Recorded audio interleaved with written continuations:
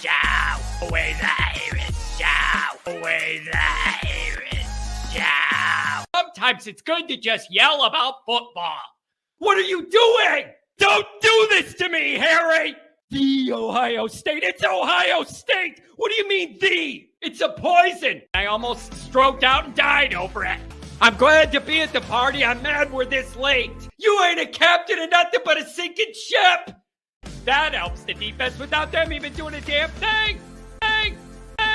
Doing a damn thing! The call-in line.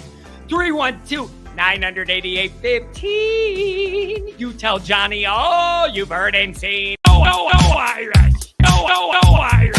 Oh, Irish. Oh, Irish. Irish. Yeah, that's right. Oh, Irish. Oh, Irish. Oh, Irish. Oh, Irish. Irish. Yeah, that's right. That's right. Welcome in. Welcome back, everybody, to the day before the game we've all been waiting for forever edition of the Always Irish Morning Show. I'm telling you guys, it's getting to me. I've done a good job. I'm telling you, I've done a good job. I went from last weekend and the tailgate and all that and parlayed that into just staying on the business and all the stuff I had to do with the articles and the extra content and all the extra stuff, hitting all the other shows I did, having other people come on mine. I kept it real professional. I kept it all together for a few days. And then late last night, it's hitting me. So it's here, you guys. This is a big damn deal. It's a lot bigger than just one game on the ledger. It's a lot bigger than just one win or loss on the ledger. There's a lot more on the line for Notre Dame's end here. I'm not even worried about Ohio State and all their stuff. This is a big moment for Notre Dame. It doesn't come along often. This is either the biggest thing since Bush Push or all the way back to 93, 94, depending on who you talk to. Make no mistake about it. There's more on the line here than just one win or loss for Notre Dame. Somebody just said they could look at my face and tell I haven't slept well. You ain't lying. The last couple nights I lay in my little Irish head there, I know I'm tired. And I can't sleep. My mind's playing it over. What if this happens? What if that happens? What's this going to look like? How are we going to react to that? What about this? What about that? We're about to get answers. Welcome in, everybody. Thank you for being here. Obviously, you can find the program on YouTube. Do it. Subscribe if you haven't yet. Give the video a thumbs up. That helps Johnny out as well. Notifications ended with you alerted every time a new episode drops. I know you don't want to miss that. Twitter, search bar Always Irish Rat. Always Irish Inc. Emails alwaysirishandy@gmail.com. Audio only anywhere you want it. You can get it. The call-in lines 312-988-15. A lot of people want to tell Johnny what they've heard and what they want to see. We got callers already. I want to give you guys some time. I started this call-in show saying you guys need a voice. I want to give you guys a voice. We're going to do that. We're going to do that. You deserve it. Okay? You deserve it. You guys are the engine behind all this. All right? The fans drive all this. None of it's a big deal without us. I want to give you some time to break this down. Tell me if you're nervous. Tell me, just get it out wherever you're coming from. Instagram, Facebook, Always Irish Inc., USA Today, Fighting Irish Wire. We're all over it, people. We're all over it. We got articles all over the place. Read it. Any different way you want to break down this one, you could do it there, okay? You could do it there. So, couple things. Welcome into show 1 of 2 today, okay? That's where we're going to start. We are most definitely going live tonight for the pregame party. As always with these morning and night shows, there's different vibes. And the vibe tonight's going to be one I anticipate of people drinking away their anxiety because they're going to wake up tomorrow and it's Judgment Day. That's what I'm expecting tonight. So we're going to go live tonight, and I want to feel that vibe out. I want to feel that vibe out that night before a big game. I want to see what it's going to be. So I'm going to be here for you guys. There's nothing else I'd rather do. Okay. Other than be in the locker room tonight, which is what my parents are going to do. But I have an obligation to you guys. That would be, I would wish that I could do both. But I'm going to send the parents to get in the locker room. My dad needs to be in that locker room tonight. So he's going to go do that and feel out the vibes and make sure Frank's ghost is in there on my behalf tonight. And so, but I want to be with you guys. So it's going to be great. But anywhere you want to bring it, you guys, keys to the game, predictions of the game, how you're going to spend your game day anxiety, like all the way till the game, whatever you want to go, we could go. And we got a bunch of super chats and chats. I'm going to try and get through some of them.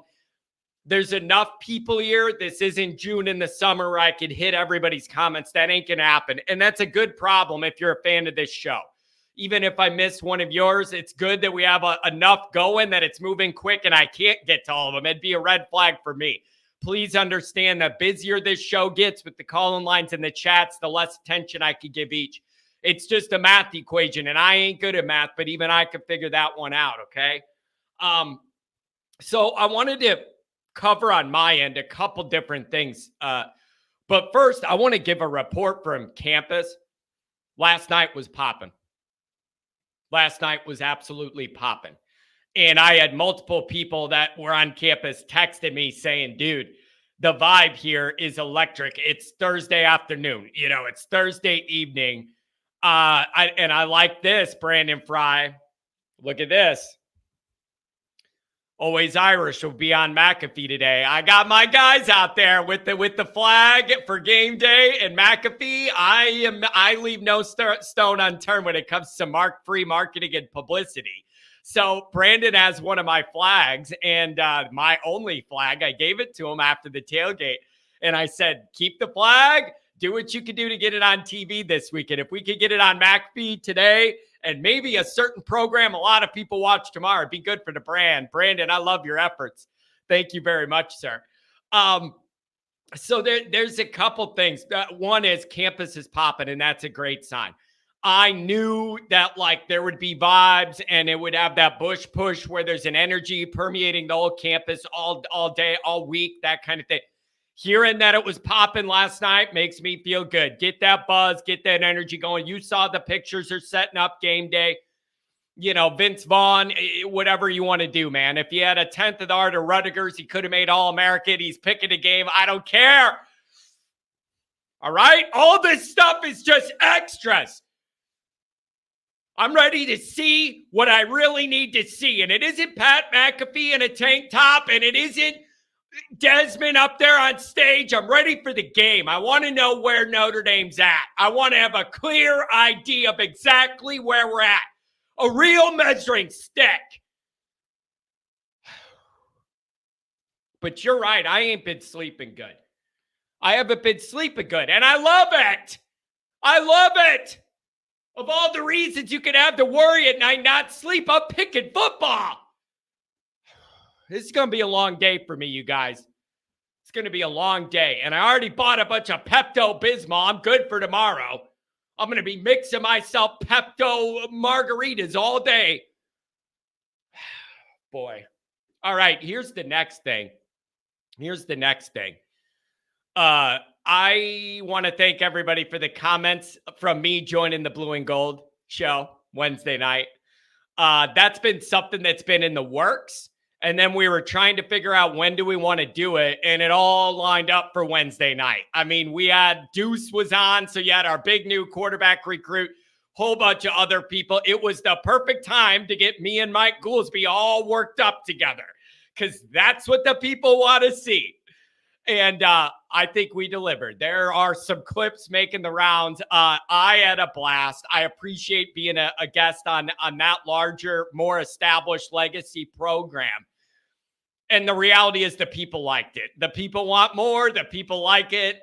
Me and Goolsby, we think so similarly on a lot of issues. It's almost scary. So he and I need to find a way to do more together because that was so much fun. That is not work. That was not work. That was just fun. And I just really appreciate all you guys flipping over there, watching me on there and all that. It means a lot to me. And you guys liked it. The chat liked it. The comments liked it. So that's what we wanted to do. And I thank everybody for mentioning it.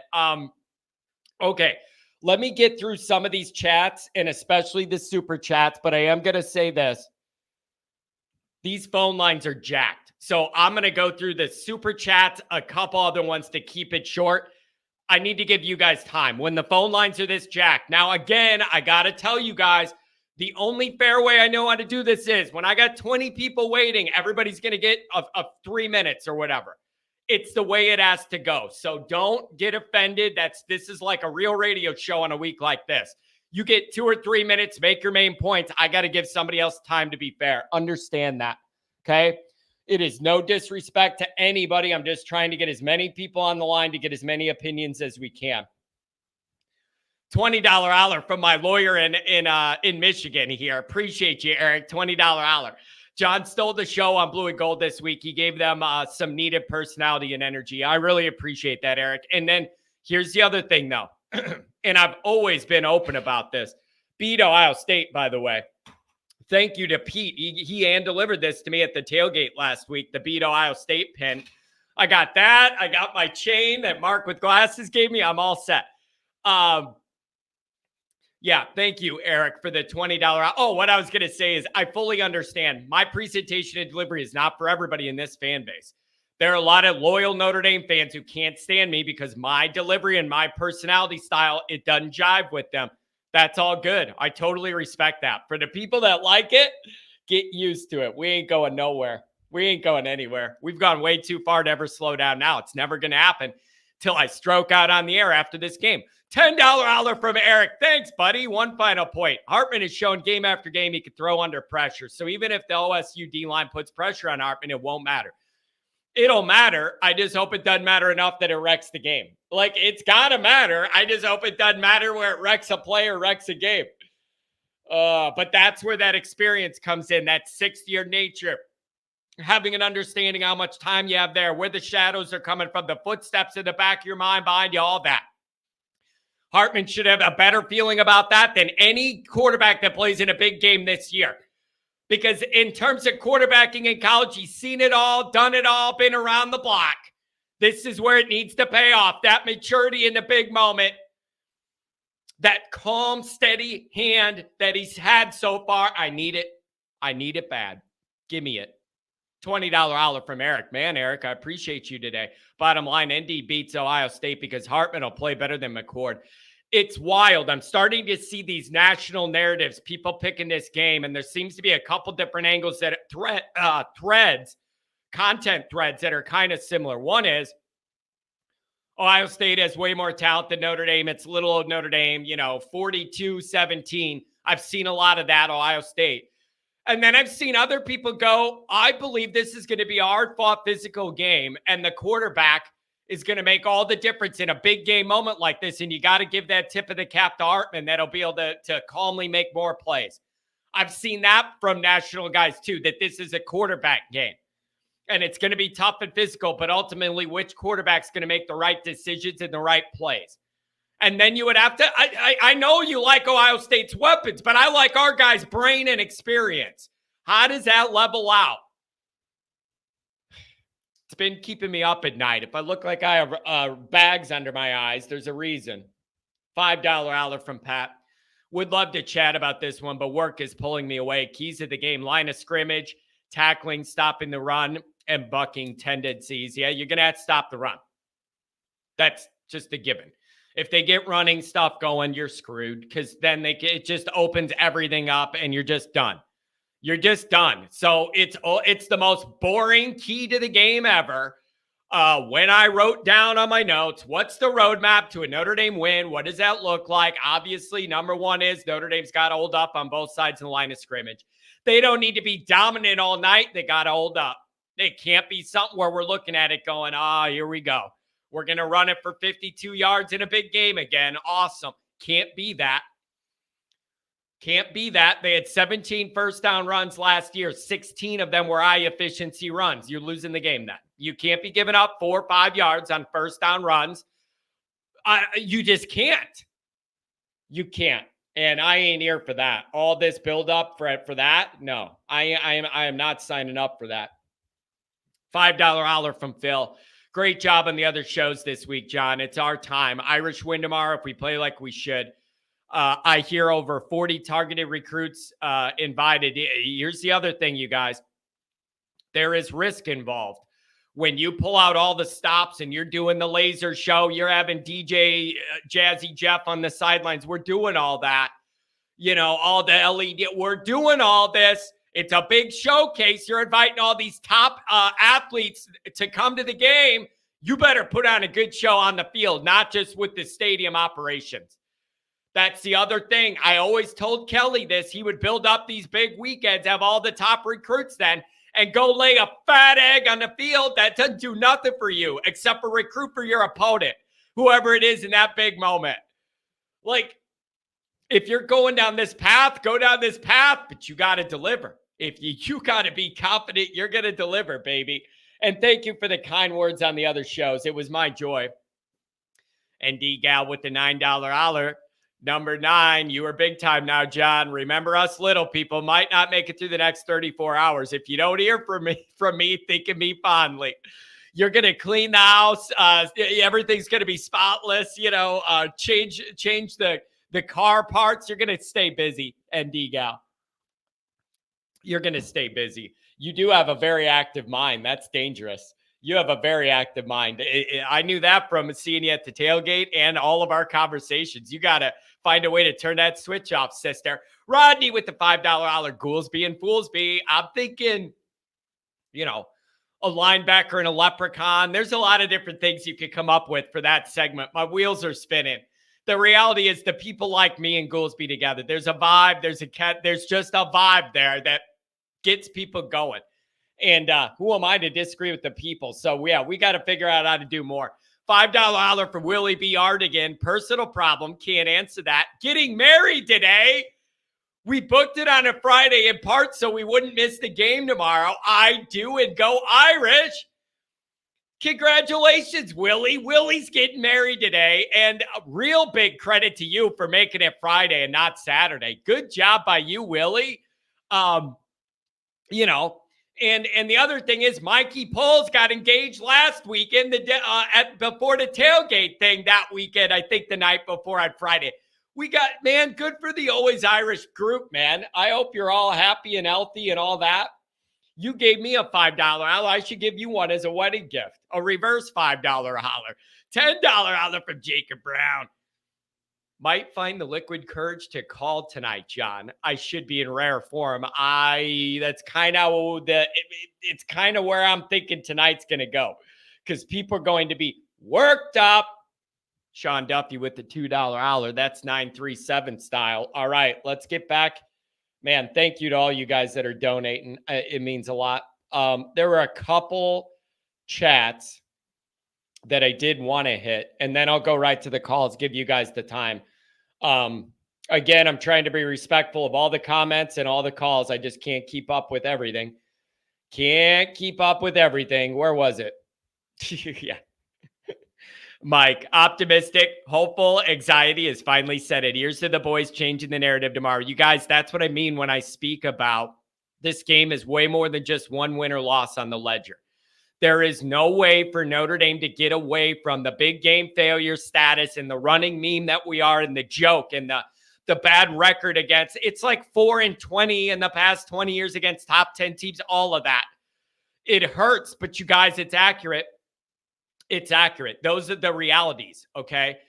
There's no way to change it by talking. You got to go win these games. You got to go win these games. And that's it. It's the bottom line. Notre Dame is a great opportunity here to put some of that to bed. But they got to do what they got to do, man. It has to look different this time. Just the way the games play, it has to look different to me this time. Damn it. It has to feel different to me this time.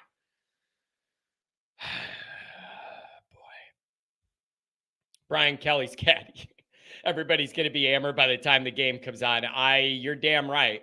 You're damn right. I mean, it's, yeah, Norm, I'm kind of with you.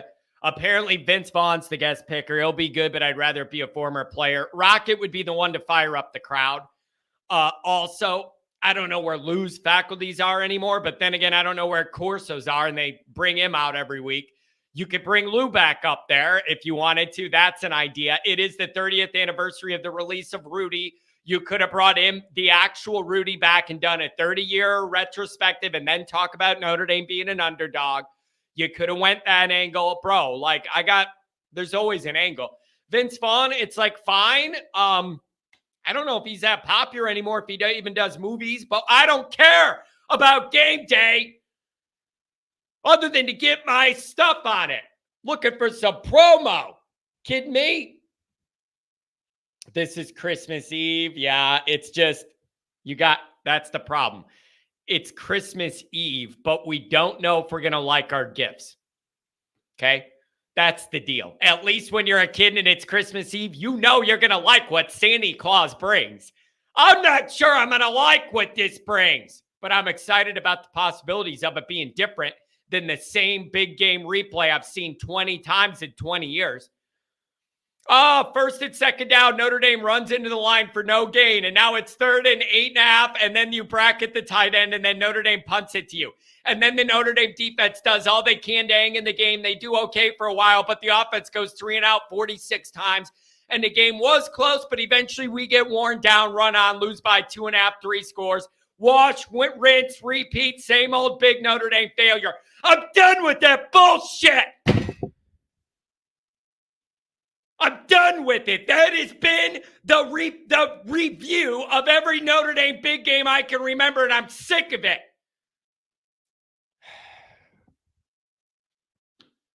Is this the team that changes the narrative, has everybody watching Notre Dame in America going, oh shit, this Notre Dame team's built different? It better be. It better be. That's what I want it to be. I want all these people tuning in to see us fail, and they have to look at their buddy drinking their beer and go, oh, crap, this Notre Dame team's different. This is a real one. This is a real one. This is going to be a long day. This is going to be a long day. Dr. John, after 50 days away out of 60, chores to do around the old homestead, the Surfs quarters in the compound, listening on headphones. Talk game tonight. What time, John? Probably 8 o'clock, like I always try and do, 8 o'clock Central, and then we'll see where it goes from there. All right. Final super chats. There's too many regular chats to get to. I'm giving you guys the phones, okay? Let's hit these. $5 holler from Brian. OSU Suns road tripping to South Bend for the big game to hang out with Notre Dame daughter. Big weekend, man. Anybody that's going to be there feeling those vibes, soak it all in. You don't know what it's going to be like after, but this buildup is honestly going to be electric. Soak it in, you guys. Anybody lucky enough to be going to this game, breathe it in. Smell it in. Feel that energy. This is rare. This is not just a regular home game. These are different. These are special. Soak every moment of that pregame atmosphere up the way I did before Bush Push, and I've been chasing that high ever since. I have not felt that campus with that kind of buzz since then, and this is going to be it. This is going to be it. Everybody go and cherish it. These moments don't come a lot. V1 rotate, $10 holler. Even if we win, they won't give us credit. The coverage will be, this is the worst Ohio State team in 200 years. And they have a 35-year-old QB playing against 18-year-olds. V1, you know that's going to be the narrative, and I know I'm not going to give two shits. That's my answer to that. That's definitely going to be the narrative. It's, oh, Notre Dame has no chance to beat Ohio State. It's going to be a blowout. Ohio State, 48-0, whatever. And then if Notre Dame wins, it's going to be, yeah, we knew this was the year Ohio State's going to fall back. They're going to go 9-3 and whatever, and they're no, I don't care. I don't care. Nobody can take that win away from you where it matters. That is going to be the narrative if Notre Dame wins. I don't care this time. I don't care. I don't care. I mean, I kind of care. I'm still going to yell at them, but you know what I mean. As long as you got the win, they can say whatever they want. $20 holler from the V1. The mismatch. is the Notre Dame D-line against the Ohio State O-line. If we win up front, a young QB under pressure could be an issue no matter who the wide receiver is. Their D is good, but a good offense will beat a good defense. You got to stop that running game. They're going to try and swing all those guys to one side in a zone blocking thing and see if they could get Henderson rolling. Like, your linebackers got to be flying in space, cutting through gaps, shedding blocks. They're going to try that. Got to see it. Got to see it. All right, let's get back to this. Okay, let's get into it. We got a full bank of calls. Everybody get to your main points. Here we go. 818, what's going on? Good morning. Oh, John. John. Yeah, this is a big weekend. Reminds me, it's a big weekend. Where are you coming from? Tell me in your mind. You're doing the show tomorrow morning too, correct? I'm not doing a show tomorrow morning. We're doing the pregame party tonight, and then I'm going live right after the game. Well then, Sean, I guess it's time for Jesse the Body Ventura to welcome everybody to Saturday night's main event, where the Notre Dame Fighting Hobbits will be playing the Ohio State Buckeyes. Over to you, McMahon. Well, thank you, Jesse. It will be Saturday night's main event. Anyway. That's good. That was a good Vince McMahon. That was a really good Vince McMahon. I like that. That was extremely good. Rodney, let me ask you. You've seen a lot of Notre Dame football. You share. Well, the first part, remember, first part of that was Jesse Ventura. Yeah, I know. And then the latter half was him throwing it over to Vince McMahon, just in case you didn't think those are two of the same people. But you remember that, John, though? You remember those Saturday night main event, big time matchups, that kind of thing? That's what this feels like, man. This feels like a heavyweight, prize fight. But you got Pat McAfee, so that's the whole WWE tie-in. I mean, that's what this is feeling like to me, man. This has got that kind of energy. You have seen a lot of Notre Dame football. You've been around a lot of Notre Dame football, a South Bend guy at heart. These weekends don't come along often, man. These are big opportunities, and Notre Dame needs to present themselves differently, Rodney. This needs to be a different Notre Dame team. Everybody tuning in needs to know right away, oh, shit, this isn't old sleepy Notre Dame. They're different. That's what I want to see. Like, before I worry about winning and losing the game, I want to see us come out and have it look different. So everybody knows this is a different Notre Dame, man. I am worked up. We have waited a long time for this opportunity. What's the key to you? If Notre Dame wins, build me that roadmap. What has to happen? Give it to me. Oh, man. I'm so nervous, John. I'm so nervous. I know. I mean, this is and all year, we've gotten along, just fine. But John, you're talking to the one I believe I brought up before anybody.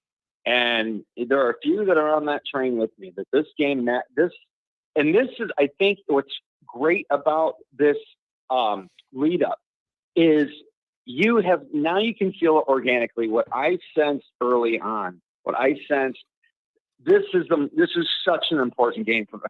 If we lose to USC, I don't think it has as much national impact than if we would lose this game, or conversely, if we win this game, the national impact that has, because of the 5 losses in a row, double digits, all that kind of stuff, man. And last year the game felt different. I mean, it felt like, okay, something's different about this. We're closing that gap a little bit, but then they pull away at in the fourth quarter. Yeah. If you use logic and you go simply by that, then you just switch the fact that we're at home. It makes sense that, honestly, from an outside perspective, we should win this game. Better quarterback, worse quarterback. Here's where I'm concerned.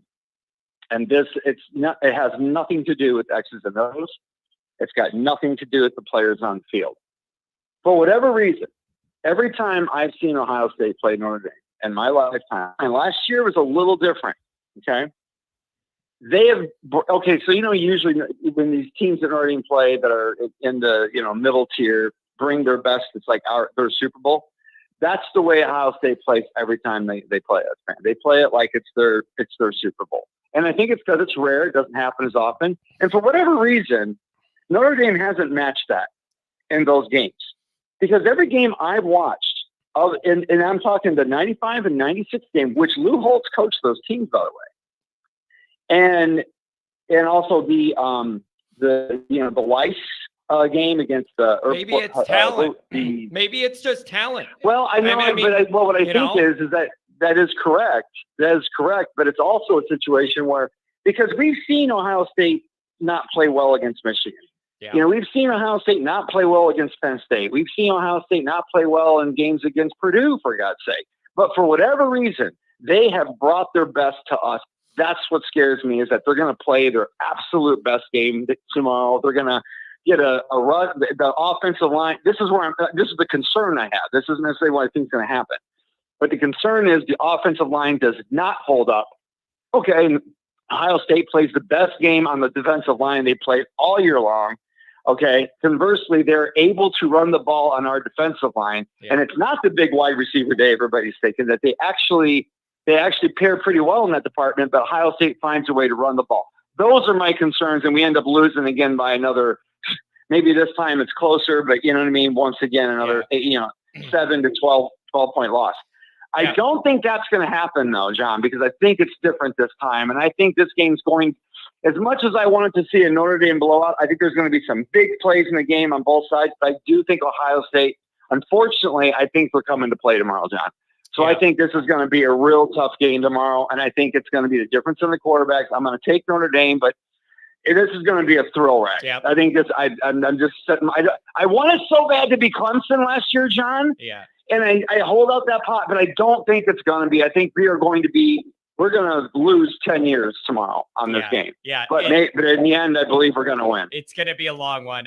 We're going to get their best shot. People are giving you a hard time for saying, it's not Super Bowl, that's Michigan. I think we all understand that. It's a little bit different. But yeah, they're going to come ready to play. So, hey, man, look at the way Ohio State's played us in those games. The people that are saying that, they don't understand. And the people that are my age, I know, I'm about 10 years older, John. They'll get it. Every time that they played Notre Dame, and I'm talking with the exception of last year, it did that. It wasn't quite the same. They have played their best game of the year against us. Go back and look at that. Ohio State always seems to bring their best when they play us. That's what scares me. Yeah. Again, I think we're going to pull it out tomorrow, but I do think Ohio State's bringing their best game. Yeah, I love it, man, and I share those anxieties, those concerns. I mean, isn't that fair, John? Yeah, is that not fair? I mean, we'll see what happens. Yeah, nope, it's fair. Those are on my list of worries, and they have been even throughout the beginning of the season, and I've been saying I'm not believing in the O-line and D-line until I see what they do against Ohio State. I don't care what happens in the first 4 games. I was giving them I got to hold to that. That's the floor, John, but that's the floor. That's the floor of what could happen. I'm not saying that's going to happen. I'm saying that's my fear. Yeah. That's my fear. Yeah. What I think will happen is what I said. I think either way, it's coming down to the end. I just think Notre Dame's going to make that play. Yeah. I think it's going to finally happen. It's going to be rough. It's going to be. Watch for Tyree tomorrow to shine for Notre Dame, John. That's my player for Notre Dame. There you go. He's gonna. I love it. I love that, man. All right. I don't know if you're working tonight or not. You could call back on the night show or hit me up on the post-game show tomorrow, man. I thanks for jumping us off, Vince McMahon. Appreciate you. Oh, and it was great seeing you last week, John, but we'll talk more about that later. Hopefully have a great one, man. Yeah, have a good one. I like that Vince McMahon. That was actually pretty good. I'm genuinely impressed. 224, give me some more. What's going on, man? Let me know where you're coming from on this the day before. Hey, John, how's it going, man? Great job on blue and gold, by the way. Oh, thank you, dude. Do you know how much fun I had? I knew if you got me and Goolsby on the same thing, something would spark, and it seems like everybody really was entertained by that. It was a ton of fun.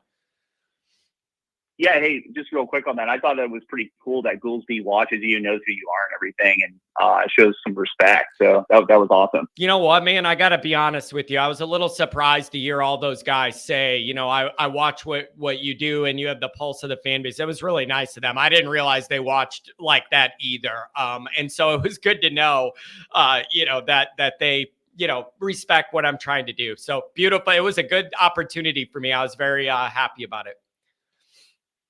Awesome. Well, hey, you know what? I don't mean to call in and disagree, but maybe I want some clarification. But you today keep talking about stopping the run, and like Goolsby and Hyde were saying the same thing. And I feel like I'm taking crazy pills or something, because what's the best wide receiver room in the country? Like, it's not even a doubt. The best wide receiver room in the country is Ohio State. And if I don't read a ton about Ohio State, but if I listen to some of their fans, one of their biggest complaints about Ryan Day is that if they're in a competitive game, he abandons the run game and he swings the ball around too much. Yeah. And so I really think that's the key to the game. It's like, you know what, if we lose because Ohio State pounds the rock on us, that will suck. But it would be criminal on Al Goldman's part if we lose because they hit long plays. You know what I mean? To their wide receivers, like Goolsby was talking about. Like, I love him. I think he's a really entertaining guy. But I mean, it was just, I found it like too much bravado, too much ego to go with what Goolsby was saying. Like, if our defense really tried to stack the box and we forced our really good corners to have to play man-to-man against really an NFL wide receiver room, I think that just asking for trouble. And like, I think about Kyle McCord, this guy is no slouch. I think this is ridiculous that ND fans are thinking that we're going up against an average quarterback. Ohio State tends to start slowly at the beginning of every year. You can go back 2 years ago. They almost lost on a Thursday night to Minnesota and had to really pour it on late to get some points. Started slowly against Notre Dame last year, but then they always find their stride. So the idea that Kyle McCord isn't going to be of the caliber of Ohio State quarterback, I think is way too premature. So I think what you do against Kyle McCord is he only has a handful of starts underneath his belt. And we know as Notre Dame fans, when very average quarterbacks don't have, or I shouldn't say very average quarterbacks, when young quarterbacks with not a lot of experience have to read defenses, guess what they do? They throw interceptions, especially against exotic zone packages. Just remember Tyler Buckner against Virginia Tech. Yeah. So I think we play right into Ohio State's hands if we try to stack the box and we force our corners to have to cover Marvin Harrison, who's a top 5 draft pick, man-to-man. I think that's ridiculous. I say that we do exactly what we did last year and what Michigan did to beat Ohio State last year. You play everything in front of you. You have faith that your revamped defensive line that we've been hearing about all fall camp about how much better they are. Yep. You have faith that they can whip a ragtag Ohio State offensive line. This offensive line we're going up against is not the caliber of offensive line we went up against last year or Ohio State in the previous years. They had to give a big NIL bag to a San Diego State right tackle, I believe, and made him their left tackle. Yeah.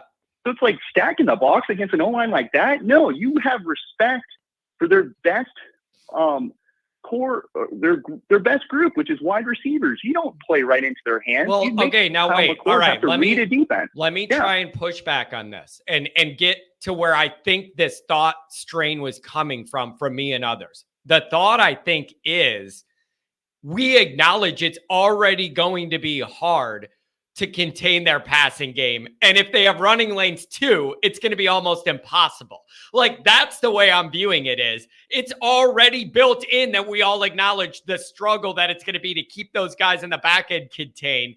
And the thought is, if they're also able to run it on early downs for 4 or 5 yards, then you're just dead. I don't know how Notre Dame wins. You're already going to have a trouble on the back end. If they can also run it, you're double screwed, I think is the thought. And let me cheat this on you. Let me cheat this on you. Yeah. Is there a way? Let me see. Here's where I want to cut the corner, and you're not going to let me do it. Is there a way you can hold up against the run pretty good without having to put everybody up there, exposing you on the back end? Can I have it all? I want it both. Do good enough against the run, but without having to sell out, leaving us exposed on the back end. Maybe that's not realistic, but that's what I want to do because I get what you're saying. Yeah. You see, you know what I think, John? I think in a lot of ways, a good offense against Ohio State aids your defense. Because like you talked about last year, how Ohio State had, a lot of success running the football. But I think what nobody or a lot of people fail to mention is that the reason why they were able to run the football on us was twofold. They did not have any threat from Notre Dame's offense. And so Ryan Day was calm and did not feel like he had to push the envelope. Yeah.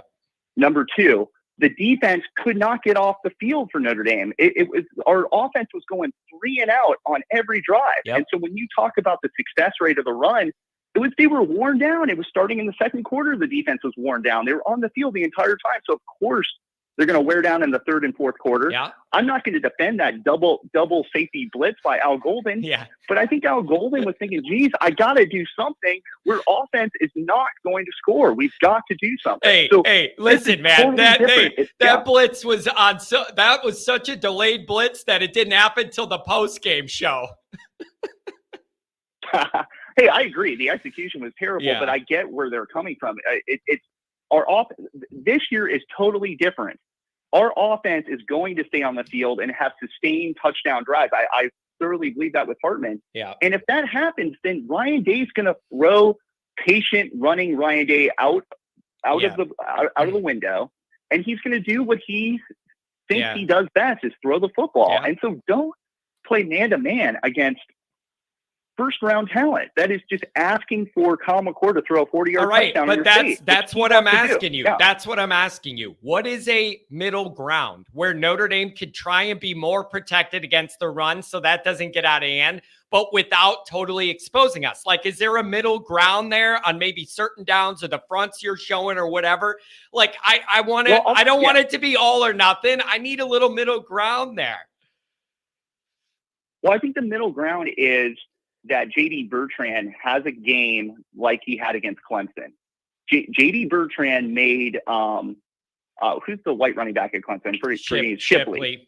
He made Shipley his little punk. Yeah. Every time Shipley got the ball, he hit him, and J.D. Bertrand racked up 10+ tackles, and then said, "Hey, you know what?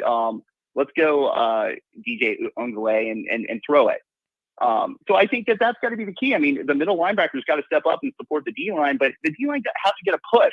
What I'm saying is if they're running the football on us and gashing us, it's like then I have to really reevaluate Al Golden and Marcus Freeman's talent evaluation, because they're telling us all fall that our D-line is stout. Yeah. So it's time to show up, because you can't, if we really got to support the D-line and the running game, I don't care how good Morrison and Hart are. They are NFL talents. There's no doubt about it, but you've got to have respect for them. And so I think you roll the dice. You say, hey, listen, if Ohio State is patient enough to run the football on us and win this game, then I tip my cap. But I am not going to let them take us out of the game early, which Ohio State's going to try to do. They're going to try to score quick, fast, take the crowd out of the game, go up early. I'm not going to let that happen. If Kyle McCord and Ryan Day are patient enough to do a sustained 80-yard drive where they go chain to chain to chain, then you say, hey, I tip your cap. But, I mean, I'll just tell you, Michigan played that defense against them last year. They realized we don't have Aiden Hutchinson or that D-end anymore. We don't have the other D-end anymore. But our D-line can stop the run. So we're gonna put them in a bubble, and we're going to see how patient Ryan Day is. And then Michigan was able to hit some quick scores with J.J. McCarthy, and then all of a sudden Ryan Day abandons the run game and starts swinging the ball around. And so you play. So I think that's the key. Yeah, that's the key. You just got to hope our D-line steps up, but you don't stack the box and put Morrison in a tough spot that he's going to have to cover. The best wide receiver in the country, man to man. That's ridiculous. Yeah. It's just, there's a lot of different things you want to be able to stop, and you just can't have more guys out there, man. I get where you're coming from. I would just end on this. Yeah. That the biggest test, I mean, we're talking defense, but I think 80% of this win is about our offense. Hartman's got to come through, but Parker does too. If the wide receivers aren't getting open early, because I do think Ohio State thinks they can stop our run game. I think that whether that's true or not, I don't know, but I think they think they can stop it.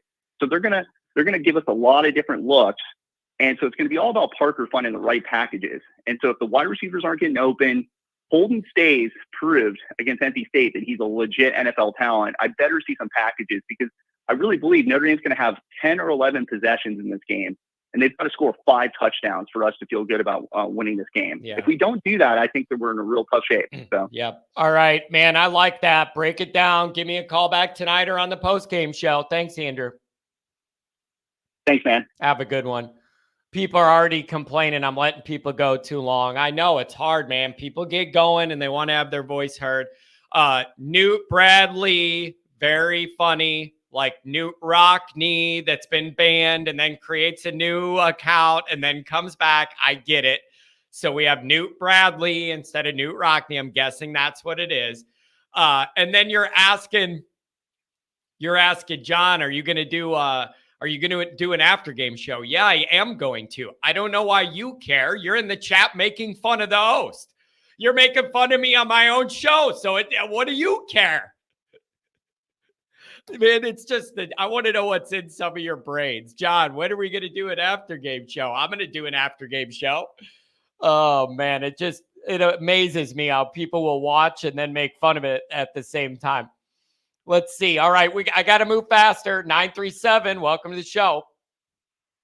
Hey John, it's your least hated Buckeye fan. How are you? Oh man, I'm wound a little tight here. And I'm having trouble keeping up here with the chats and the calls. From your end, I don't know. Your previous caller, was spot on. Yeah, spot on. I thought, especially on the Ryan Day analysis, I thought that was really good. Yeah, it's just a matter of I want to respect all of the talent that Ohio State has. And the idea is when you have a team laden with that much talent, they can burn you different ways. And so there's no good answer to it. I don't want to let them run on us. I also don't want them to throw it on us. There's no good answers. Everybody's got to do a solid job. I want to ask you something specific since you're an Ohio State guy calling. I want to know, throughout the week, have the vibes changed or the messaging or like messages from the media and the fans solidified? Like, it's just interesting to see as a week goes on in a big game, how all those feelings change and those thoughts. Like, where's it at now as we're a day away? Well, so it's a very interesting dynamic. I think the national media is mostly picking Notre Dame to win. And from what I've seen, I think Mandel, a bunch of those guys have all picked Notre Dame to win the game. So in my opinion, Ohio State always plays best when they are not like a huge favorite. And so that's my opinion on this.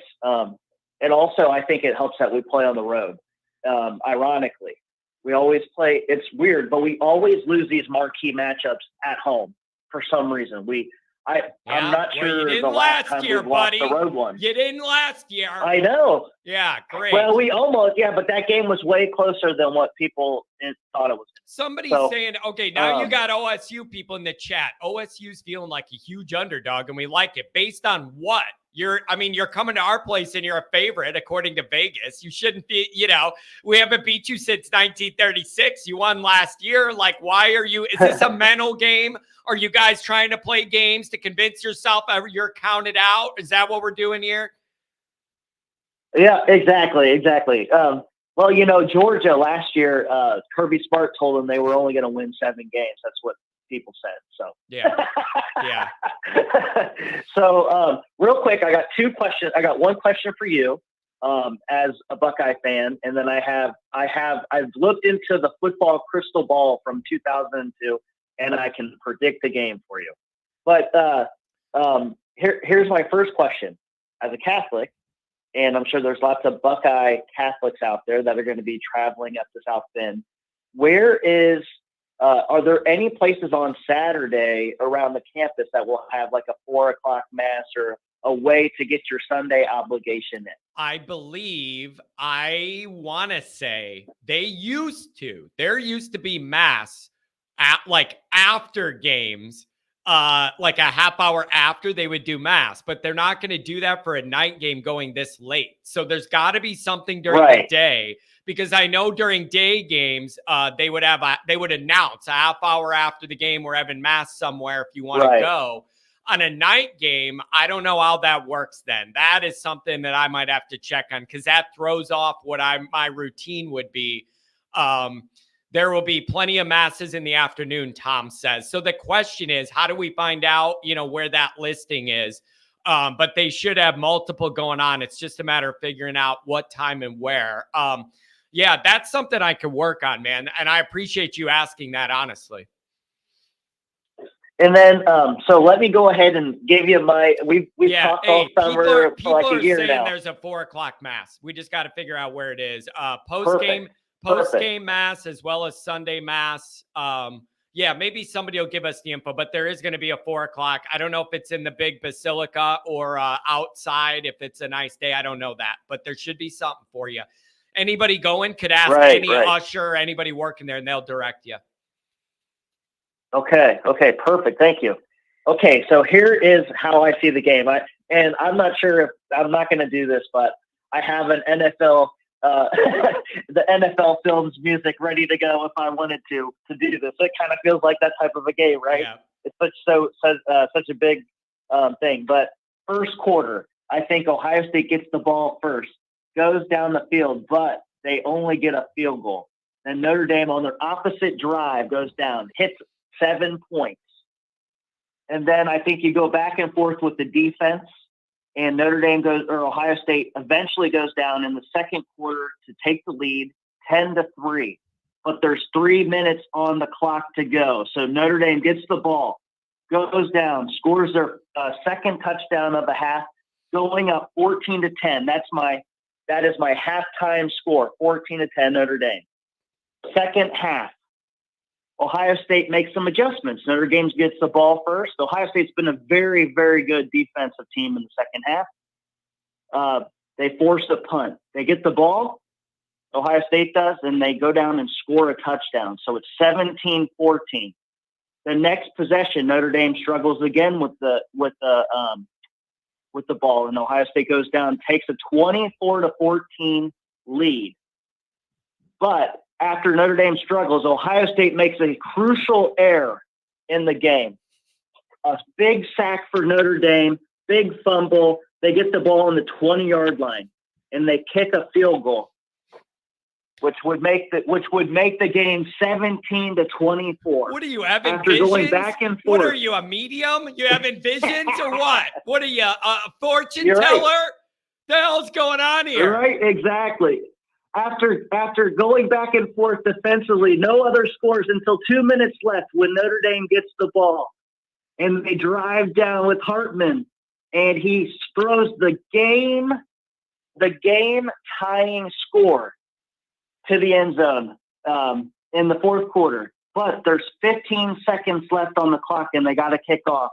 And they kick off to last year's game winner, Xavier Johnson. But Ryan Day smart and throws in his secret weapon on the kickoff, who is Notre Dame's very own Lorenzo Styles, and in reverse fashion gets the ball and goes all the way down from the 50 to the 40 to the 30 and scores the game-winning touchdown and leaps into Big Nut's arms.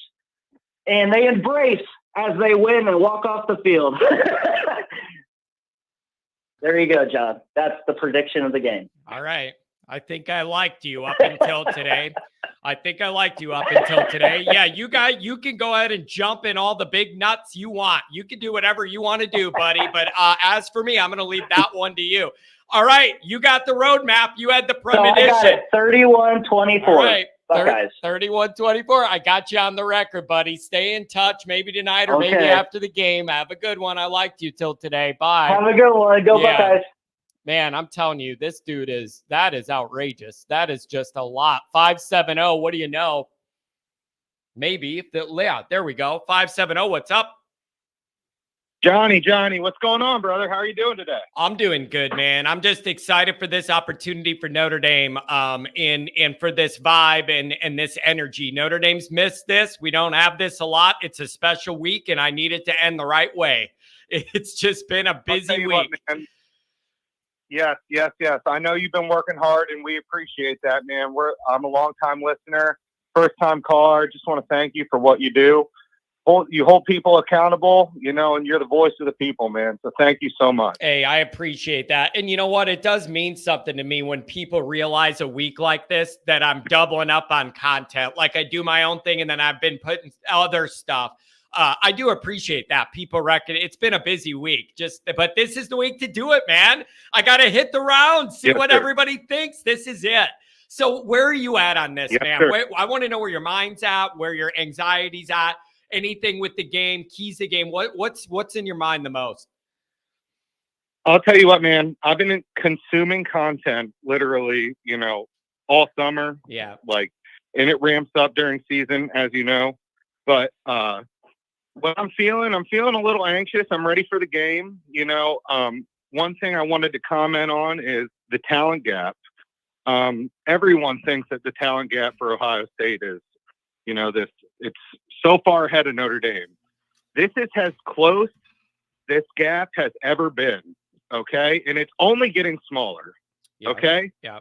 Marcus Freeman's doing his damn job on the recruiting trail, and he's getting us to where we need to be if we're not already there. Yeah. Okay. Yeah. And by the way, I'm for so the pumped record, this game, I don't man. think we're there yet. I still want another year or two on that roster to turn it and do it the way this staff evaluates and develops talent. We're still a couple years away. But it's Agreed. trending in the right direction for sure. You're right. Yeah. So keep going. Sorry about that. No, you're good, man. A couple things that I just wanted to point out as far as what I want to see. I want to see the offensive line, just take care of business, get a hat on a hat. You don't need to, push them out to the sideline, and over the bleachers, either blind side, Yeah. just do your damn job. Okay. Let Audric eat, and we will move the ball on them because Sam's going to get his own.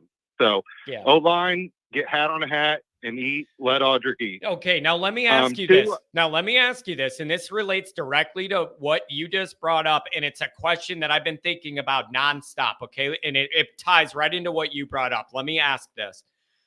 I acknowledge Ohio State has more overall talent on that roster. I just don't think that's in question when you look at where they finish in recruiting every year. Okay.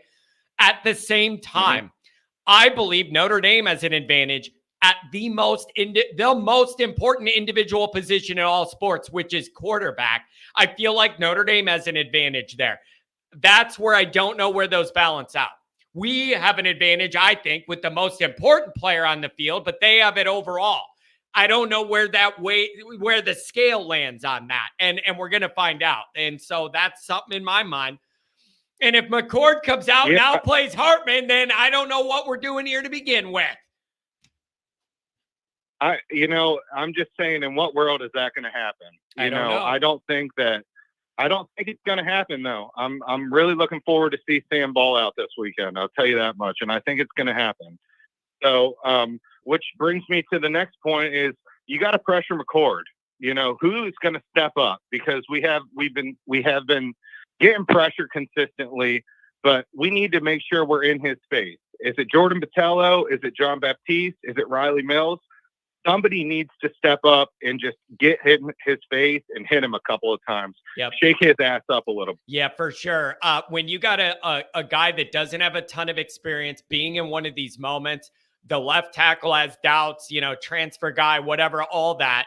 Notre Dame's got to get in that guy's head. I want him thinking there's footsteps behind him on the blind side that aren't even there. Speed him up, disrupt the timing of everything he wants to do. Notre Dame's got to get pressure. Those guys got to have a good day for Notre Dame to win. They got to have a good day. You don't have to sack the guy 10 times. You just have to disrupt that timing to mess up what they want to do. That's all I'm asking for, man. Give me it. Yep, I agree 100%. Next point. Al Golden, do your damn job, okay? Put these players in the position to succeed, okay? We cannot afford one man-to-man coverage with a freshman quarterback in one of the biggest drives, like last year with that double safety blitz that the guy brought up earlier. Okay. We need Al Golden, Marcus Freeman, his coach staff to put together the best possible game plan that they can put together. Okay. That's what we need to succeed. And I think that I love the staff that Marcus has put together. And I really hope that they're doing the best that they can to make sure that they put their players in position to succeed. Yeah. Yep. Nope. Hey, man, that's a really good point. And all these things are on the checklist of things we're waiting to see in a big time matchup to get an idea of where we're at on all these different levels. And I've also been told that the players are laser focused this week. I don't know if that means anything to anybody. Maybe every coach says that. But I have heard from my people that are behind the scenes that these guys are on a little bit of a different vibe this week. and that they are lasered, they are focused, and they are like building this up. I don't know why, but I liked hearing that. So what do you think, man? A back and forth physical battle, or what are you expecting here? Give it to me. Yeah, I mean, I'm expecting Ohio State to throw punches, but every time they throw a punch, counter back. Yeah. Okay, make a drive, do your damn job, get the job done. You know, that brings me to the next point, which is the fans. Do your part. Yep. Okay, be loud, be proud. This is Notre Dame, for God's sakes. You know, we are one of the best programs in the nation. Show up and do your job. Okay. Like, is that too much to ask? I don't think so, Johnny. Come on. It's not. And I've been saying it forever. If you want to be somebody who has the money and whatever, and you want to go to this game on the Notre Dame side and then sit there like you're at a play, this ain't for you. That's not what this is about. This is not a lazy afternoon in a park watching a play. Keep your ass at home. Everybody needs to be up, be engaged, be loud the whole time. Hey, man, thank you for the call. You got anything on the way out? Yeah, get the damn win. You know, we want this. This is what we've been waiting for. You know, I'm so excited for it. Another question that I did have, just really quick. You used to have a YouTube video with a music, Golden Water.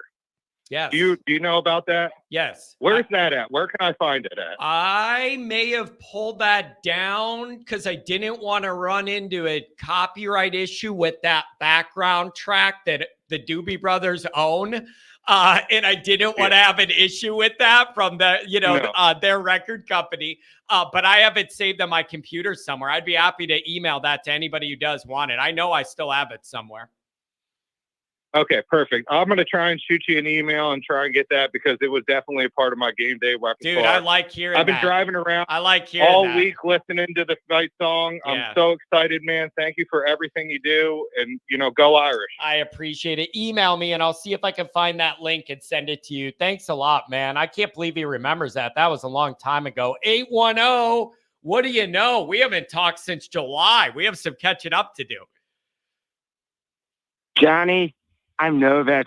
Yeah, I know. I'm really nervous. But it's a good kind of nervous. It's the kind of nervous you want. Like, it's the kind of Right. like the kind of anxiety you welcome in your body. You can feel it, man.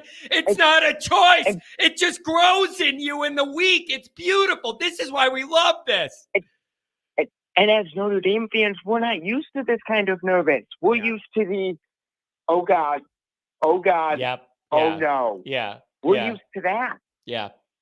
Yeah, you're right. It is. You know what, man? You're right about that. When you talk about the buildup with Notre Dame fans on this one, a lot of times there's like a big game and we're excited about it because it's an opportunity. But in the back of your mind, you're going, what's going to go wrong and how soon is it going to go wrong against us? That's why this one's so different. There's actual reasons for Notre Dame fans to be excited and optimistic. That's the big reason why it's different this time to me. Am I wrong? Am I just a Notre Dame guy and I'm building that up? I just feel like Notre Dame's better equipped in this moment this time. The only thing I'm concerned about is I hope they show up to play, which how can you not? How can you not?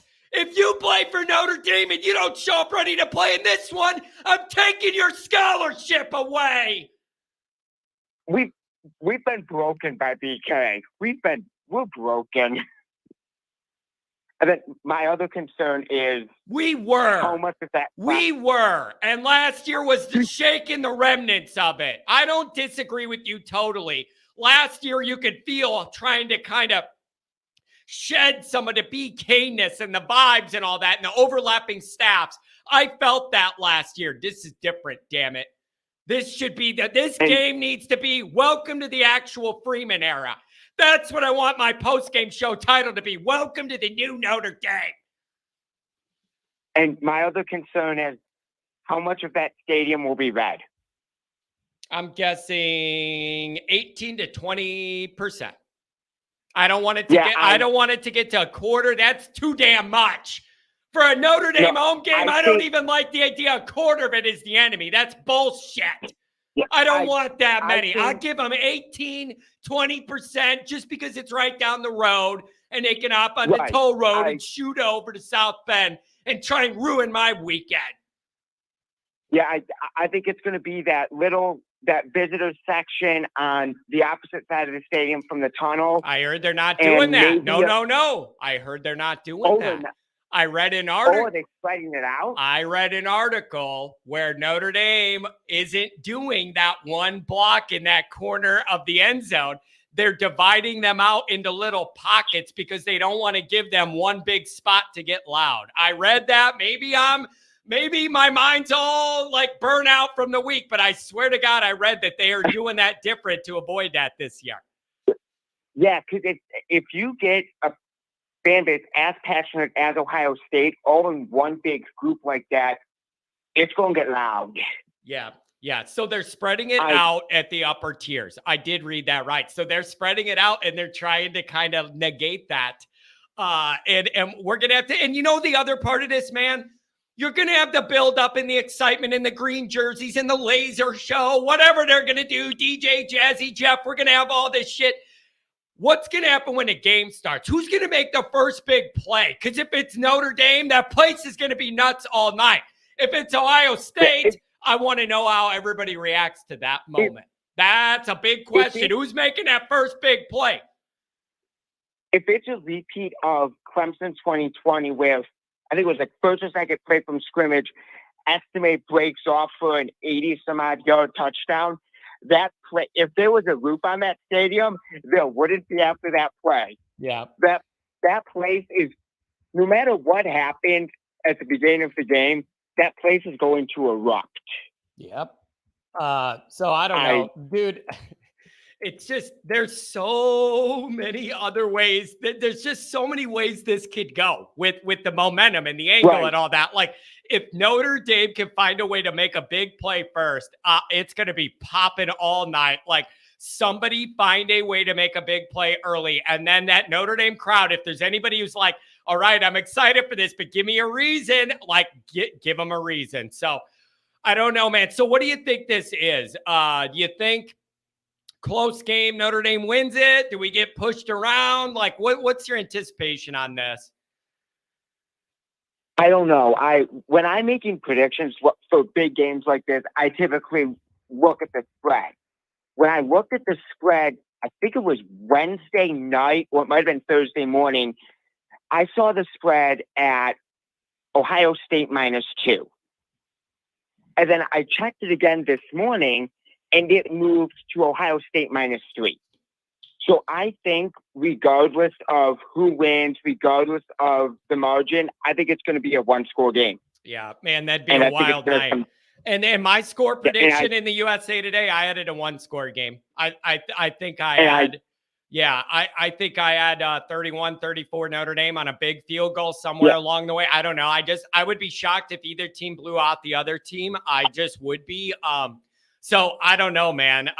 One score game. You got Notre Dame squeezing it out or what? Yeah, I think we do find a way to win. And I think the game's going to go one of two ways. It's either going to be low scoring, like in like mid-20s to low 30s for both teams, or it's going to be a complete shootout where each team scores 40-plus points. Yeah, if it's a shootout, I don't think I like our chances in a shootout as much because they have more weapons in a shootout. If it's a shootout, send me the Pepto-Bismol. Yeah, I will. Trust me, I got a case coming to my house. I'll send you a bottle, buddy. Trust me, I'm burning through it. My stomach's been burning all week. It's just turning. I can feel it. Yeah, I'm more nervous for this game than I've been since probably the national title game against Bama. Yeah, man, it's a big moment, and they don't come along often. Listen, man, I really appreciate the call and the breakdown. It's been a while since we talked. Anything on the way out? You could have the final word. Go ahead. Yeah, is this the biggest game that Notre Dame has played, home, away, regular season bowls, whatever, since Bush Push or stands the title game? Regular season game, yeah, but there's no way I could say actual playoff games aren't bigger than this. And you know what I mean? So if you want, I mean, those have to be bigger by definition. But outside of the playoff games and the 2012 national title game, I mean, this one's just big. It's a demarcation point. In fact, this might be bigger than Bush Push just because. Well, we're undefeated. That changes things. We're not going in with the loss. Yeah. Exactly. Yeah. There's more on the line. Johnny. Yep. All right, Johnny, I'll talk to you later. Let's hope the post-game show is not just drowning our sorrows. Let's hope it's a celebration. Yep. There we go, buddy. All right. I'll talk to you later. Go Irish. Yeah, go Irish. Have a good one. Man, people are never happy. I'm trying to move along. Everybody wants everybody on, and then they want them off in 1 second. It's really hard to tell people, like, sum up your whole mental state in 20 seconds. Give me a freaking break. Here we go. Mike Flynn, 5:15 Mass tomorrow at the Basilica. Also 4:30 Dylan All, Ryan and Soren All. So there is plenty going on. If you need to get some religion in you, there's going to be plenty going on. And so, yeah, there'll be something for everybody's taste if you want to do that. And I do appreciate it, actually, that like the Ohio State guy called in and asked this. I just think it was really nice of him to call in and ask about the religious part of this for people going. I really do. And then Deagle asked if I'm going live after the game. Well, you're damn sure I am. I am not sure whether it is going to be the most fun I've ever had in my life doing this show or the worst night of my life in recent time doing this show. I don't know what we're going to get. I'm a little nervous about that, you guys. I'm a little nervous about that. Like this year, this will be the biggest group we'll have for one of those. I'm nervous. I want to be in a good mood. This caller appears to be from Hawaii, and so we're going to see, because that would be a new one. 808. What's going on? Hey, John. I'm Jose. I've been listening to you since 2017. Man, I appreciate the loyalty. That's been a long ride. So are you really a Notre Dame fan out in the islands or what? So I graduated from Notre Dame, and then I worked in Ohio for a few years, and then I joined the Navy, and I got stationed in Hawaii. So that's how I got the number. Man, I'm telling you, thank you for your service. And so what are you thinking about this game, man? It's a big opportunity for Notre Dame. What's your mind frame like entering this weekend?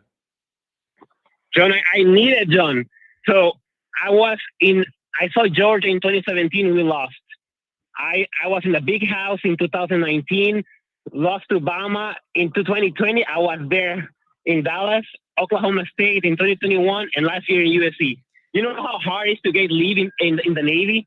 I have to organize like my life around those games, and then to lose.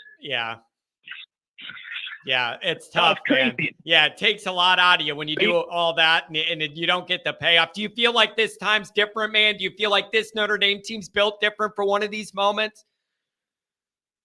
I mean, I believe, like, I made the trip from Hawaii. I came to visit a family in Texas, and I drove all night last night. Oh, my gosh. And I'm in Ohio already. Dude, so you got to be there, man. You just got to be there, and you made it happen. That is dedication, my friend. That's true dedication. Wow. I mean, one of these days we're going to win. Like, I hope it's this time, because when we lost to Michigan in 2019. Dude, it's funny to hear you say that. You're like, one of these times we're going to win, and I'm going to go to every damn game to make sure I'm there when it happens, damn it. I like your dedication, man. Yep. I was knocked to no end in 2019 when we lost to Michigan, and I was knocked by the Ohio State fans, and I really need the win so I can go rub it in their faces. Yeah, yep, for sure, man. So what do you think? Where do you think Notre Dame has an advantage here? Are you leaning on Hartman there, confident that his experience is going to win Notre Dame the day? Or where do you see Notre Dame taking advantage here? I mean, I always heard about Notre Dame winning big games because of quarterback play, and I've never seen it in real life. I graduated in 2016. Dude, that is the realest shit that's ever been said on this show. That perfectly sums up like the last 20 years of Notre Dame football, man. That was beautiful. I love you. Yep. I mean, I love you too. I've been listening to your stuff. I mean, it was therapy, because after 2016, I was like, what's the point? Why do I go to this game? Yeah. To suffer? And then, I mean, we had a little bit of hope in 2017, and we had a turnaround, but it's not the whole thing. I don't follow it. I don't follow Notre Dame just to like beat like small teams. I need a title. Oh man, I need a title, dude. This is a riot. And sometimes I'm scared. I'm gonna spend my whole life chasing it, and we're not gonna win one. But at least with Marcus Freeman, I feel like there's a chance. Yeah. And if there's a chance, I'll be there. Dude, I love this dedication. This means a lot to everybody, man. I love your story. I love your dedication. And I agree with you, man. Marcus Freeman has a different vibe. It's a more modern vibe. It's a more open vibe. And I love it. It's trending up. Even if things go wrong in this game, overall, the program's trending up and nobody's going to want to hear that. And I'm not going to want to say it, but I acknowledge it's true. Even if we lose this game, it's true. So I don't know. I mean, even if we lose the game, like if we had a running game in 2021, we would have won the Fiesta Bowl, and then people would have stopped talking about how we never win big games. Yeah. Like if we had a running game also against Michigan, we'd have beat Michigan, and then if we had a quarterback in 2017, we'd have beat Georgia. It's like we're always missing something. Yep. And then this time it seems like okay, we have everything going on, maybe not at the level of Ohio State. However, it's like in my mind, it doesn't really matter what the other people are doing. It's like, am I prepared? And we are prepared, right? Yeah. Yeah. Oh, man. Dude, this is a good call. I really like your dedication, and you're just coming at it with a different kind of angle. So I don't know, man. So what are you going to do then? Drive over there today, or when are you going to get over to campus? So I'll drive to campus tomorrow. I need to have something else because when I go to like the USC games in LA, I usually like make it a trip just in case we lose, like last year. Yeah. So that in case I lose, at least I have the consolation. I went to see like Hollywood and stuff. Yeah. So this time today I'm enjoying Cedar Point, and then tomorrow I'm going to the game. Man, this is everybody in the chat appreciates your dedication, man. People are going, this is real dedication, how much you've traveled around to make sure you're there for this moment. And I really hope this one pays off for you, man. I really do. And I got to tell you, I really appreciate that you've been listening this long, man. Thanks for being with me for a long time. Any final thoughts on the way out? Safe travels, man. You made it this far. You're almost home. Final thoughts? No final thoughts. Honestly, at this point, I just need to watch the game. I've been listening to everything about Notre Dame Ohio State in YouTube, and I'm sick and tired of. Dude, I like your vibe, man. I like your vibe, man. You're carry the Notre Dame spirit on behalf of everybody who isn't at the game. Safe travels, and thank you for your service. Okay, man. Thank you. See you. Talk to you later. Talk to you later. Be in touch, dude. That was a unique call. I just don't get a lot of calls like that. That was unique. I don't remember talking to him before. That was beautiful. Oh man, I like that. 646, you're in the mix. Good morning on a Friday. Big game Friday. What's going on? John, what's good, my man? Not my blood pressure readings. All right, man. So I'm gonna get through this stuff as fast as I can. You know me. I try to keep it cool, keep it analytical. It's starting to rise. But I'm still looking at it from just a rational football perspective. Real quick before I get to that, for the last caller, thank you so much for your service. But I got to say, go Army, beat Navy all day, every day. Yeah. Anyway, Bruce, I didn't even plan that out to have an Army and a Navy guy back to back. But thank you to both of you for what you do for the country. Yes, sir. So, real quick, I don't know if you know this. I heard one of the earlier callers say how if Notre Dame wins this game, that we're going to hear a lot of excuses about Ohio State being down. But Joel Klatt actually said already that he has the winner of this game rated number 2 in the nation afterwards. So wow. that was really good to hear from now, major media. Bruce, you want to know why that makes a lot of sense? That makes a lot of sense because it would be actually a real game, unlike what the number 1 and 2 teams play every week. So you would actually have a real game against real competition for whoever wins, rather than the schedule is Michigan and Georgia are going to blow through till November. Correct.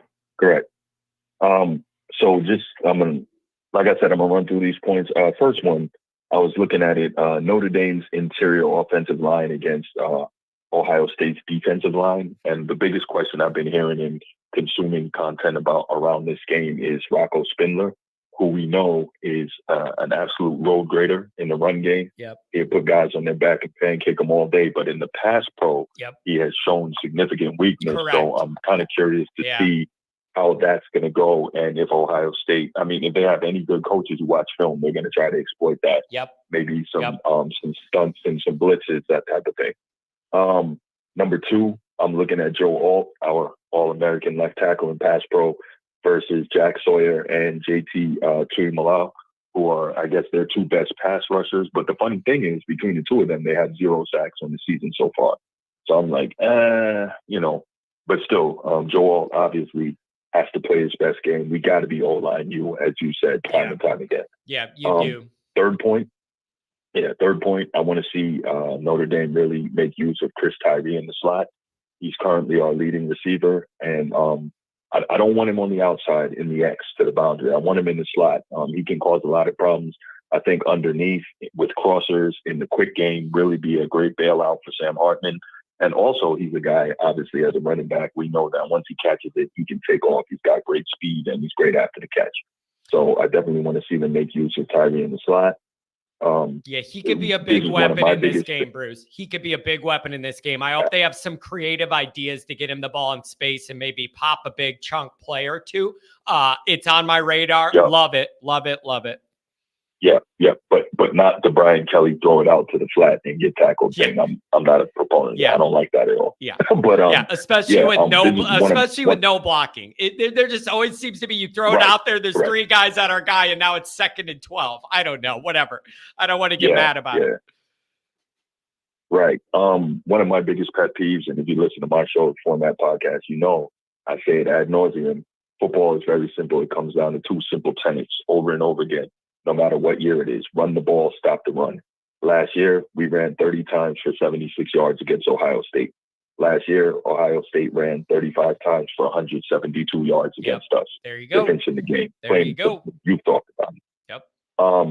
5th point, Marvin Harrison Jr. and Emeka Egbuka, one of the arguably the best 1-2 punch at wide receiver in the country. However, even last year, we showed we can contain them. Marvin Harrison Jr. had 5 catches for 56 yards in that game. Egbuka had 9 catches for 90 yards. So between the 2 of them, it's 14 catches for 146, which is a great game for any one person. But between the 2 of them, that is holding those guys under control. And I think if we can do something like that again, there is a legitimate chance for Notre Dame to win. Finally, if Sam Hartman has the game he's capable of having and Notre Dame pulls this thing out, I think it's a straight trip to New York for the Heisman ceremony. Yeah, and I've heard people say that too, because if Notre Dame wins, I find it very hard to conceive of a way that Notre Dame wins and Sam Hartman isn't a main storyline. Like, I just have a very hard time seeing that. And this is a spotlight game. Now, Bruce, what do you think the pressure's like on Hartman? Is he mature enough in year 6 that this isn't going to phase him and he will get up for this? It's a little unique when you transfer in the way he did and could have gone anywhere, try the NFL, came for this. These are the games. Why? Is there any increased pressure he feels like this is why I'm here and all these people are relying on me for this game, this moment? Or do you think he's so cool that it just doesn't even bother him because he's been around the block? So we won't truly know, obviously, until tip-off and we see him out there and see what he does. However, this is a guy who's played multiple games, in Death Valley at Clemson when Clemson was Clemson, This is a guy who's played multiple games at Doak Campbell against Florida State. This is a guy who's played multiple games at the U.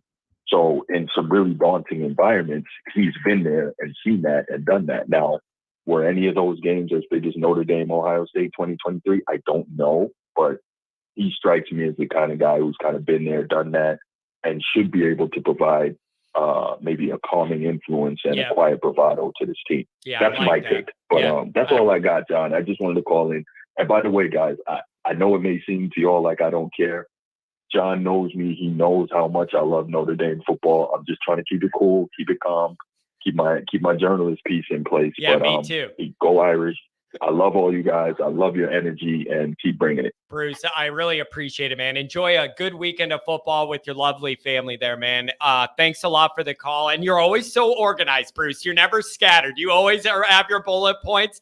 I really appreciate you, man. Everybody go subscribe to the Format Podcast. Bruce is a good guy. Have a good weekend, man. Tell the family I said hi, okay? Will do, John. Thanks, you too, bro. Enjoy. Have a good one, buddy. Yep, we'll talk. 937, talking to you brings me to heaven. Good morning on a Friday. Hello. I think this caller, it says they're from Ohio. Maybe Bucknuts got him tied up in the back of a Cadillac trunk or something. Call me back if you want, 937. I think you fell asleep. 269, you're on the line. Good morning on a Friday. From Ohio. Maybe Bucknuts got him tied up in the back of a Cadillac trunk or something. Hello? Hello? 269, what's up? It's your time, baby. Hey, John, how you doing today? I'm doing very, very good. Just a little stressed out right now. I want to know where you're coming from, my friend. What's on your mind today? You know, man, what's on my mind is, first of all, I want to win against Ohio State, but there's also a difference between fantasy land and reality. I mean, they got 5 stars all across the board, and I just don't think that we can hang with that roster. How about you? Listen, man, if you were a Notre Dame fan and you're looking at all the evidence and the recent big game stuff and then looking at these rosters, if you want to say that, you could think that. Do you agree that Notre Dame's better equipped to compete with that kind of roster this year, though? Because I genuinely believe this is a better roster and they have a better quarterback. So do you at least feel like Notre Dame should be in a better position than entering last year? I mean, yeah. You don't have to BS me, man. You don't have to BS me. Give me the real. I appreciate a guy who's on the other side of this. That's what this show should be about, having a multitude of opinions. You can tell me you don't think it matters. I just want to think Notre Dame's more equipped. No. Hartman matters. It's just, I think, Ryan Day is going to outcoach Freeman by experience, and he's going to come up with a scheme that's just going to be impossible to stop. Man, can you think of any ways Notre Dame could stop that from happening? Like on the plus side, is it to you, is this a situation where it's like Notre Dame's up against it and the only way they're going to be able to compete is if you get a couple turnovers to balance it out? Like, is that how you see it? Or are you already like convincing yourself this is going to be a rough watch? To me, it's going to be rough just for the simple fact that I think, Ohio State's going to be angry. I mean, they've been told the last 3 games that they're not the Ohio State of old, and I think that they're just going to come out and punch us in the mouth, unfortunately. Man, listen, dude, I'm not going to give you a hard time for this. Like, you don't have to be a Notre Dame fan and then always be on the plus side. I'm the master of that. I made this YouTube channel out of being a Notre Dame fan, not looking at the plus side. All right? That's how this all started. So I'm not the guy that's going to give you a hard time about that. I don't think if you're a Notre Dame fan, you have to think it's going to go well all the time. I don't. But I do. I'm not saying I guarantee a Notre Dame win. I am saying I feel like Notre Dame is better equipped to be able to hang in this game than they were last year. But they got to prove it, man. Maybe you're going to be right. I don't know, but they got to prove it. People are saying you're an undercover OSU fan. Is that the case? No. I promise I am from South Bend, Indiana. I'm a diehard Notre Dame fan. It's just, I'm only 27, so I didn't get to see our glory days, and I want it bad. Yeah, dude. Bro, if you're 27, most of your Notre Dame memories are Brian Kelly, and that ain't real Notre Dame football. I feel bad for you at that age. Yeah. At that age, as far as what you remember, it's pretty much all Brian Kelly, and I got news for you. That ain't Notre Dame football. That was not the tradition of Notre Dame football. Whatever he was doing in that vibe, that wasn't it, man. No, it's not, and I do believe in Freeman. I mean, and also Hartman in big games has been prone to turn the ball over, and that's what scares me. Yeah, and he's had none so far this year. So people are above 2 mind frames. He's going to keep it going, and interceptions aren't even a thing, or the law of averages is going to come back to bite us in this one, and it better not. It better not. I don't bring Sam Hartman in here on his 6th year to be throwing picks in the biggest game. Not what I'm here for, bro. Yeah, I mean, if he doesn't, I almost can guarantee that we win the football game. If he can stay turnover free and make a few money plays. Wait a second. Are you flipping on me? 1 minute ago, I thought you said you think we're going to lose. Now you're saying if we protect the ball, we can win?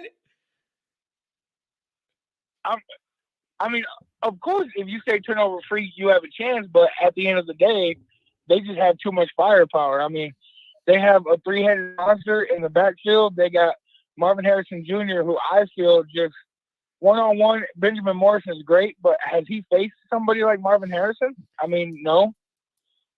Man, I'm telling you, I get your concerns, man. I get your concerns. So let me do this for you on the way out. If Notre Dame wins, what's it going to look like? Sam Hartman plays great, and what else are you going to need? Audric Estime goes for 160 yards and 2 touchdowns and submits his road to the Heisman Trophy. Oh, baby. Man, I like that. I like that a lot. Hey, thank you, my friend. I want you to either give me a call tonight or give me a call after the postgame show tomorrow if you'd like. Save the number, man. I'll give you a holler tonight, John. There you go. Beautiful, man. Crack a couple lids and work your anxiety out with Uncle Johnny. Dude, am I dreaming or did that dude flip?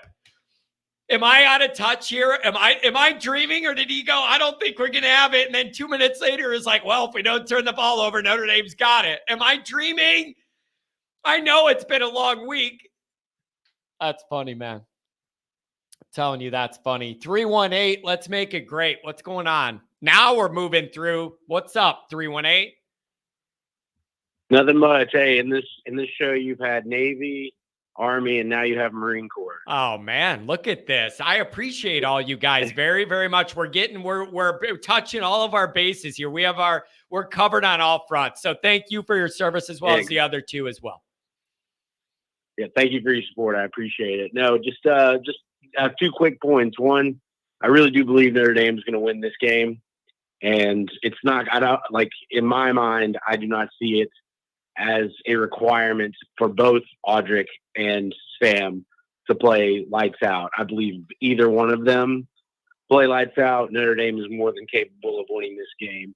And something that I want to say is something that we need to go ahead and get ready for as Notre Dame fans is as soon as Notre Dame wins this game, you are going to hear all the excuses from Ohio State fans about how Ryan Day isn't the coach for the job, even though he's led them to I believe, consecutive college football playoff appearances and been competitive in all of those games. Even though he is in my opinion, a really good coach. Maybe not quite on the level as Urban was, but get ready for nothing. Twitter is going to be full of people stating that this game is a regression game for Ohio State. But you know what, man? Wait, should we care though? Should we care though? Absolutely not. We know that's what's going to happen. But it's like, I don't care. And you know what? Maybe we're the ones that had to start the cracks in that foundation and start letting it ruin them. And then they could have a bad year as long as we jumpstart it. But you're right. That's exactly what they're going to say. You're right. You know it. You're right. And I think the big thing Notre Dame fans need to focus on is in every single metric, there is nothing in the last 3 years to indicate Ohio State has gotten marginally worse in the past 3. I'm just going to use the past 3 years, not the past decade, which you can also make an argument for. All right. But there are also metrics that show Notre Dame has gotten marginally better over the last 2 years under Marcus Freeman in key aspects. The big question mark is coaching. Yeah. That's it. This is his opportunity to prove it. And I'm looking forward to it. My prediction is that Notre Dame will win this game, not handedly, but I think if it's ugly like a lot of people are saying it is, where it's just like a knockdown, drag out, like battle of the lines. I could see this being a one-score game and possibly a lot like the Wisconsin game a couple years ago, where a few turnovers in the end make it look a lot more like a blowout than it actually was. That would not shock me in the slightest. But what I would really love to see is a shootout. That would be nice because I think in the end, Sam Hartman has the edge in that as well. See, I don't know if I agree with that. I don't know if I agree with that because I'm just worried that if you're in a shootout, they have way more guys to shoot too. Like, that's the problem with the shootout. Like, I almost want to wonder if Notre Dame would be better in a middle scoring game, like 28-31 or something, instead of like upper in the 30s or 40s. Because I just worry that, like, if you're in a shootout, they have way more guys to shoot the shot to. And I don't know how that plays out then. I think here's my opinion on that. I believe Notre Dame has the people to shoot to, but it's not quite as experienced as Ohio State's. So instantly in our minds, as Notre Dame fans, we worry that because we don't have Mbuka and because we don't have Harrison, that all of a sudden we'd lose that matchup. And in my opinion, and don't get me wrong, I believe Ohio State's wide receiver room depth extends beyond that. But in terms of depth, I think the best way I've heard someone describe it is Notre Dame has a bunch of number 2 receivers on their team, and they're waiting for the number 1 to emerge. Yeah. And I like in a shootout, in a situation where it's Sam Hartman hitting the crossing routes, like annihilating the middle of the field, and then occasionally going for the go route every now and again. I like Notre Dame's odds a lot better in that matchup versus like our strength in the defense being the secondary and linebackers going against their tight ends and wide receivers, because I don't believe Ohio State has the outright edge against our receivers in their secondary. Yeah. Now they have a great defense. I'm not stating that they don't, but I am stating that I feel like the wide receivers for Notre Dame do match up better against Ohio State's secondary. Yeah, well, and I think they're just unproven. Hey, I've been hearing that Ohio State secondary is the real deal. They stepped up their play. They're more physical this year, and they're doing a good job, and they've emerged. So that's going to be a real matchup. And so, we have very physical receivers.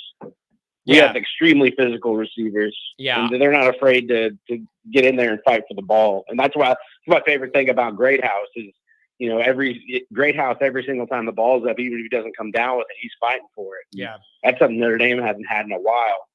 Yeah, it's just, I don't know, man.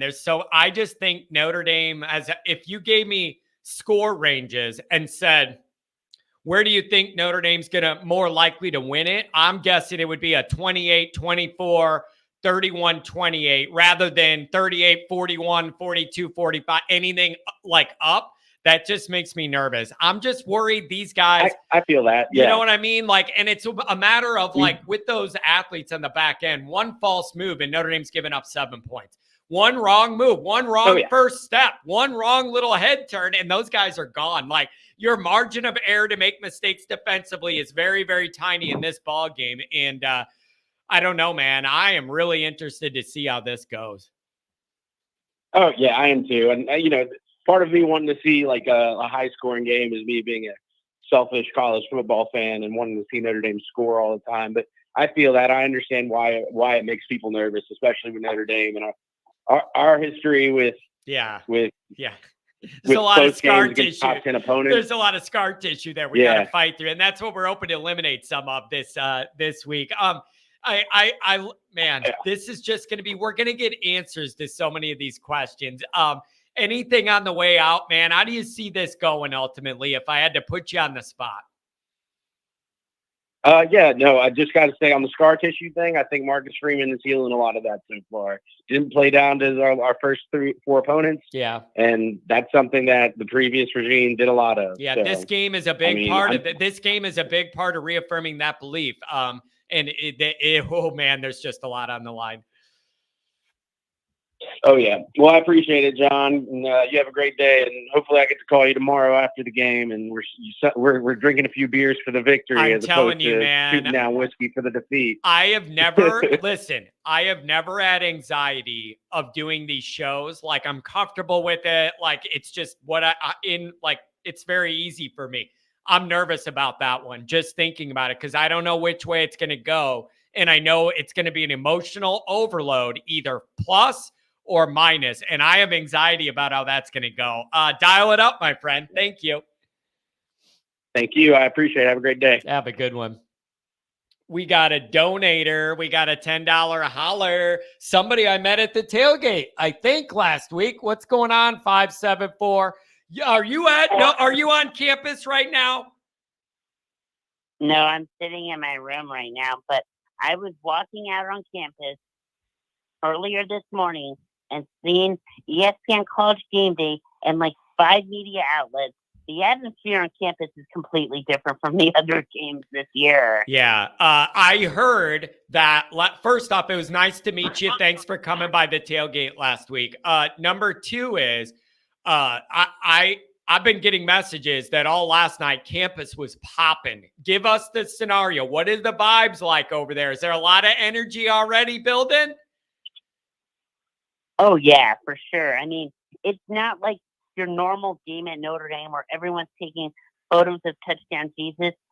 Once they walk up to that part and they see ESPN College Game Day, they're like, whoa, this is going to be a big game. And you can just tell it's a completely different atmosphere. That TV set does wonders for Notre Dame because it gives it a different vibe that they're here for a football game, not for a tourist experience. Yeah, no, I like that. That's a really, really good point. I love hearing that energy. You watch this show, you know, I always talk about the vibes with Notre Dame and the momentum or lack thereof and all that.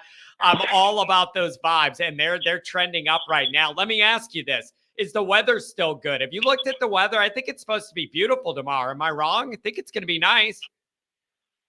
It's going to be nice, but here's the thing. It's 70 degrees during the day. It'll be 50 at night. So once it gets dark, I think it's going to be a little chillier than people think. They think it's going to be hot the entire day, but they don't realize it gets dark once it gets cold once it gets dark. Yeah, it's going to be, man, I don't know. This is just going to be so unique. And in the game day thing, it does bring energy. I mean, I don't like ESPN, and I'm open about that. I don't like the narratives and the way they manipulate every story with agendas that I don't think sometimes are even real, but they manufacture for their angle. But when they roll that into town, everybody knows this is the biggest show in the country. This is Notre Dame football, and everybody's looking at your campus. This is it. Oh, for sure. I mean, even though I don't like ESPN, just having that set alone just makes it feel like a football weekend, not just some random weekend in the middle of September that we're playing some terrible team. This is a real big game. Yeah, it doesn't come along often, especially if you're Notre Dame and you're non-elite, as we've been being non-elite as much as we've been non-elite. I need Notre Dame to take advantage of this. Let me ask you this. How much do you think Marcus Freeman and Sam Hartman are helping with all of this? Like the vibe and the momentum and the excitement and the positivity. I think it's tied to those two. Those two are the engine driving the Notre Dame vibes right now. And I think they're both doing a pretty good job, and they both need to do a really great job Saturday for us to win. Those two are the engine driving the whole thing. Absolutely. They were the engine driving this whole season. Literally on day one, if you saw this video that Notre Dame posted, Sam Hartman gave everyone headsets. That was and then Marcus Freeman was just pumping up the team and recruiting all these players. They've been driving this whole thing the entire time, no doubt about it. Yep. And it's just, there's a calm and collected kind of confidence and competence level that I feel. And entering a big game, I really, really value that. I don't have this fear that we're going to have a quarterback out there in a big game and they don't even know what to do and they look panicked and they don't know where to go with the ball and they're calling timeout and the play clock's running out and we don't know what we're doing. We don't have any of that. I need this to look like a calm operation. Go about your business, be physical, make big plays. For sure. I mean, you can't look up at that scoreboard every 5 seconds. You just need to worry about getting a touchdown, which is what you're paid to do. Yeah, man, I'm telling you, this is these are the moments that Notre Dame fans wait for. And it is, I'm telling you, Bush push or 93, 94 was the last time it would feel like this. Here's what I want you to do. I want you to soak it all in. You know, you're there, you're going to be on campus. Feel this all in, breathe this all in, the build up to it. That is what it should be like at Notre Dame way more often. These type of moments where we are the centerpiece of America's football viewing on Saturday. That's our history. We need to get back to being that more often. And this is the first big step. For sure. It's the biggest game in my lifetime since Bush push or the 90 or the 01 Nebraska game, the red invasion game. Yep, we're going back. Let me ask you this. You're in South Bend. How much red are you seeing? How much red's there? Give it to me. I don't think it's going to be too much red. I think Notre Dame did a better job at getting some of the red, mostly because it's just a huge game and people are just going to, if you bought tickets for this game, you're not going to sell them. But still, I still think Ohio State will bring a crowd. I don't know where the red will be concentrated. My guess, divide it up. Although if they're trying to spread them, spread them out. I like it. You're just gonna have little pockets. I hope it's spread out because I don't want it to be like Cincinnati where they just took over that whole big section. Yeah. Like well, I blame Brian Kelly for that. I mean, Brian, the toughest game on your schedule, if you're Brian Kelly, is Cincinnati at home, and he couldn't figure it out. Like, bro, I'm done with you. Listen, man, I want you to give me something on the way out. Give me your final thought on the way out. My final thought is Notre Dame's winning at 31-30, and we gotta take care of business because I want to rush the field after the game and then party all night long. That's what I'm talking about. 31-30, you're gonna cause me a stroke. Have a good one, man. 31-30, I'm gonna have a stroke. I can't handle 31-30. 309, you're on the line. What's going down? Hey, John, what's up, brother? Oh, my blood pressure reading, if you must know. Same. Hey, also, I need to bring it full circle. You've had Army, Navy, Marines. Now you got Air Force. Oh my gosh, man, this is beautiful. I like this. That's beautiful. We're just checking all the boxes here. Again, appreciate what you do for the country. Thank you very much. Yeah, and I do have to throw a little shade. You know, the Air Force is the best. I got to throw some shade at my brothers, but there you go. I like that, man. I like this little rivalry we got here. I'll pull from the same end of the rope, but the rope looks different. I like it. Right. That's right. John, I get some real, let me know what you think. I got some real 2017 USC vibes. Oh, okay. And now I'm going back into my mind, putting myself in that moment and being there and all that. Yeah, I'm going back with you now. Now talk me through that. Explain to me that path, because I get it. Now I'm envisioning back to that moment and all that. Go ahead. I mean, I think a lot of it is just hopeful because I want to see a fast start and just an absolute handling like that. So I think a lot of it is hopeful, but I also think that I'm trying to think back about if USC was favored in that game. And I think they were because they came in with Darnold. Yeah, I don't remember that part either. They may have been. Yeah, I think, well, yeah, we were. Yeah, they probably were. So, and then I don't know, you've got me really fired up this morning. And I'm just thinking, if not now, when? Like, if not now, when are we going to do this? We have the quarterback. That's the we thing. have Joe Alt. Do you want my answer? If not now, when? Do you want my answer? Man, yeah. You guys, man, you're in my mind. I have been really, really struggling with this when I ask, and my big talking point leading into this game was, this feels different. All the circumstances seem to be like helpful for Notre Dame, like all the extenuating at home, all the vibes, whatever, all of that. And I ask myself, if not now, when? And the answer, unfortunately, might be probably 2 years after this. Because the reality is next year is going to be a new quarterback dynamic. And then I think it could be, if it isn't this year, it might have to be after that, where you have the roster flip more. And then you're into whatever the next quarterback thing's going to be, not fresh. Because next year, I know nobody wants to think about this. Next year's going to be a little bit of a quarterback situation again. So you better get it now, damn it. Like, that's where my mind goes, is I'm not sure what happens next year. with that. What the hell happened? You get disconnected? Caller, call me back if you got disconnected. I promise I didn't do it. 707, what's going on? Hey, so this is Flick's son. And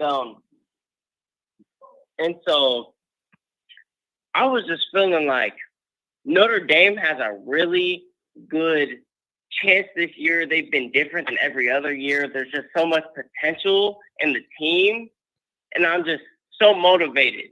Yeah, see what they can do. Dude, don't you just feel like Notre Dame's built differently and they're better equipped in one of these moments to be able to hold their end up on both sides of the ball? I just feel, I'm not saying Notre Dame is a perfect roster. I'm not saying there's 5 stars everywhere. I'm saying that it's better built and equipped to handle these moments than we're used to. And that is a fair reason for Notre Dame fans to feel better about it this time. And I don't think anything I just said is a stretch or me being an emotional fan. That's how I see it. Yeah, we deserve them to be so good. They've worked so hard. The BK season is over. Like the whole era of that is over. We're in a whole new era. We are just bound to win. Yeah. Just bound to win. I don't know about that. I don't know if we're bound to win, but I am going to say this. The number one. How come? Huh? Because Notre Dame is not proven. I'm going to tell you why. Because Notre Dame has not proven to me that they hold up their end in this my whole life. How about that? Like, they need to prove to me that they can do it, and they've let me down on that my entire life. So until they prove it to me, like, I'm encouraged, but they got to prove it. And they have a horrible history of doing it. Right. So how would you feel if they win this Ohio State game? Is that going to be a whole different opinion, or are you going to still stick on that? If we win this game, I'm going to come on the post-game show and say, welcome to the Marcus Freeman era and modern Notre Dame football. That is what I'm going to say. There you go. And regardless of what happens in the rest of the games, like if we beat Ohio State, I'm not even worrying about the record the rest of the year. I am going to say, proving that you could punch them in the mouth and beat this team with that talent, welcome to modern Notre Dame. This would be the beginning of the real Freeman era, getting rid of all the Kelly-ness. I'm waiting to make that announcement, but you got to win a game like this before I could do it. So it's either going to be welcome to modern Notre Dame in the Freeman era, or it's going to be we learn we're not there yet, and this roster still has a long way to go. Those are the options. Mm-hmm. Okay, can I give you my prediction? Yes. Okay. So I feel like since Notre Dame has done quite well this year, you know, they've won 40 plus this whole every game they've played. I'd say that we win 40-3. I'm thinking a blowout. Wait, give me that again. I'm thinking a blowout. Give me that again. Come on now. Really? I don't see any. Hey, John, this is Flip, man. That's my son, man. He's so hyped up. I'm sorry. I love it. I don't care. I love it. Hey, I love it, man. I want everybody to be hyped up. That's beautiful. Get the whole family on the call. Yeah, I'm thinking we don't even let them score a touchdown. Just a nice little field goal, you know. Ooh. And I'm tired. Man. I'm tired of these celebrities. Every famous trying to come up on the bandwagon, having been through the struggle of watching Notre Dame suck, watching them choke. Like, I'm tired of all that bandwagoning. I want to see Notre Dame prove to the world that we are it. We are the team. Man, I like it. I like that a lot, you guys. Enjoy it. Enjoy it. All right, hey, take it easy. I let my son get on here. I love it. I think, man, that's a riot. I love it, man. You guys are great. Enjoy the weekend. Enjoy the weekend. Yeah. See Yeah, ya. I'll be up there, John. I'll be up there. I'll be right in front of you, actually. I might be having a student section. There you go, man. So, Hey, represent. Be loud, and be proud. Wear that green. Will do, man. Will do. Hey, take it easy. Yeah, take it easy. Bro, I didn't know what was going on in that one. And then Dad stepped in like, son, you're talking crazy on the phone again. Give me that phone back. Oh, Big Bull Daddy. It's good to see you here, bro. I hope you're feeling well, man. It's good to see you in here. You got a lot of people who think very highly of you, man. It's your humility. You come off to people as just a regular nice guy to talk to on YouTube, and everybody likes that. Big Ball Daddy, you're a good dude. Let me get back to the call that dropped off. 309, what it is. Hey, sorry about that. Got disconnected. Oh, that's okay, man. Yeah, get right back into where you were. Yeah. Yeah. So I guess the other thing I wanted to say is that I have a friend who works for 11 Warriors, which is the Ohio State site. Yeah. And he was trying to tell me that Ohio State fans feel like Notre Dame is going into this too cocky. He said that they think this is the most confident we've ever been going into a big game. And I disagree with that. I felt way more confident going into Clemson last year and Clemson 2020. Yeah. Well, listen, though. I am not seeing much arrogance and cockiness out of reasonable Notre Dame fans. I am not. I would never have the balls to get on USA Today and write an article and go, Notre Dame's going to blow them out or whatever. The reasonable position for a Notre Dame fan to take is, we're excited about this one because it feels like Notre Dame is different entering this moment than the way they've been built and coached before. And that gives us some renewed hope and optimism. I'm not seeing Notre Dame. I think Ohio State fans are building these narratives in their own mind to have something to get worked up about. I'm dead serious. Yeah, I agree. Because for once, going into the game, they're experiencing what we sometimes experience. But overall, I really push back on that narrative that my friend was sharing, because I don't think Notre Dame fans are going into this cocky. I think we're going into this hopeful, because the first time in our freaking life, bro, we have a competent quarterback. Bro, I love, you guys know this is the Notre Dame show. If you're going into this all cocky as a Notre Dame fan, you're an idiot. Like, I don't think there's evidence for Notre Dame fans to be cocky or arrogant about this game.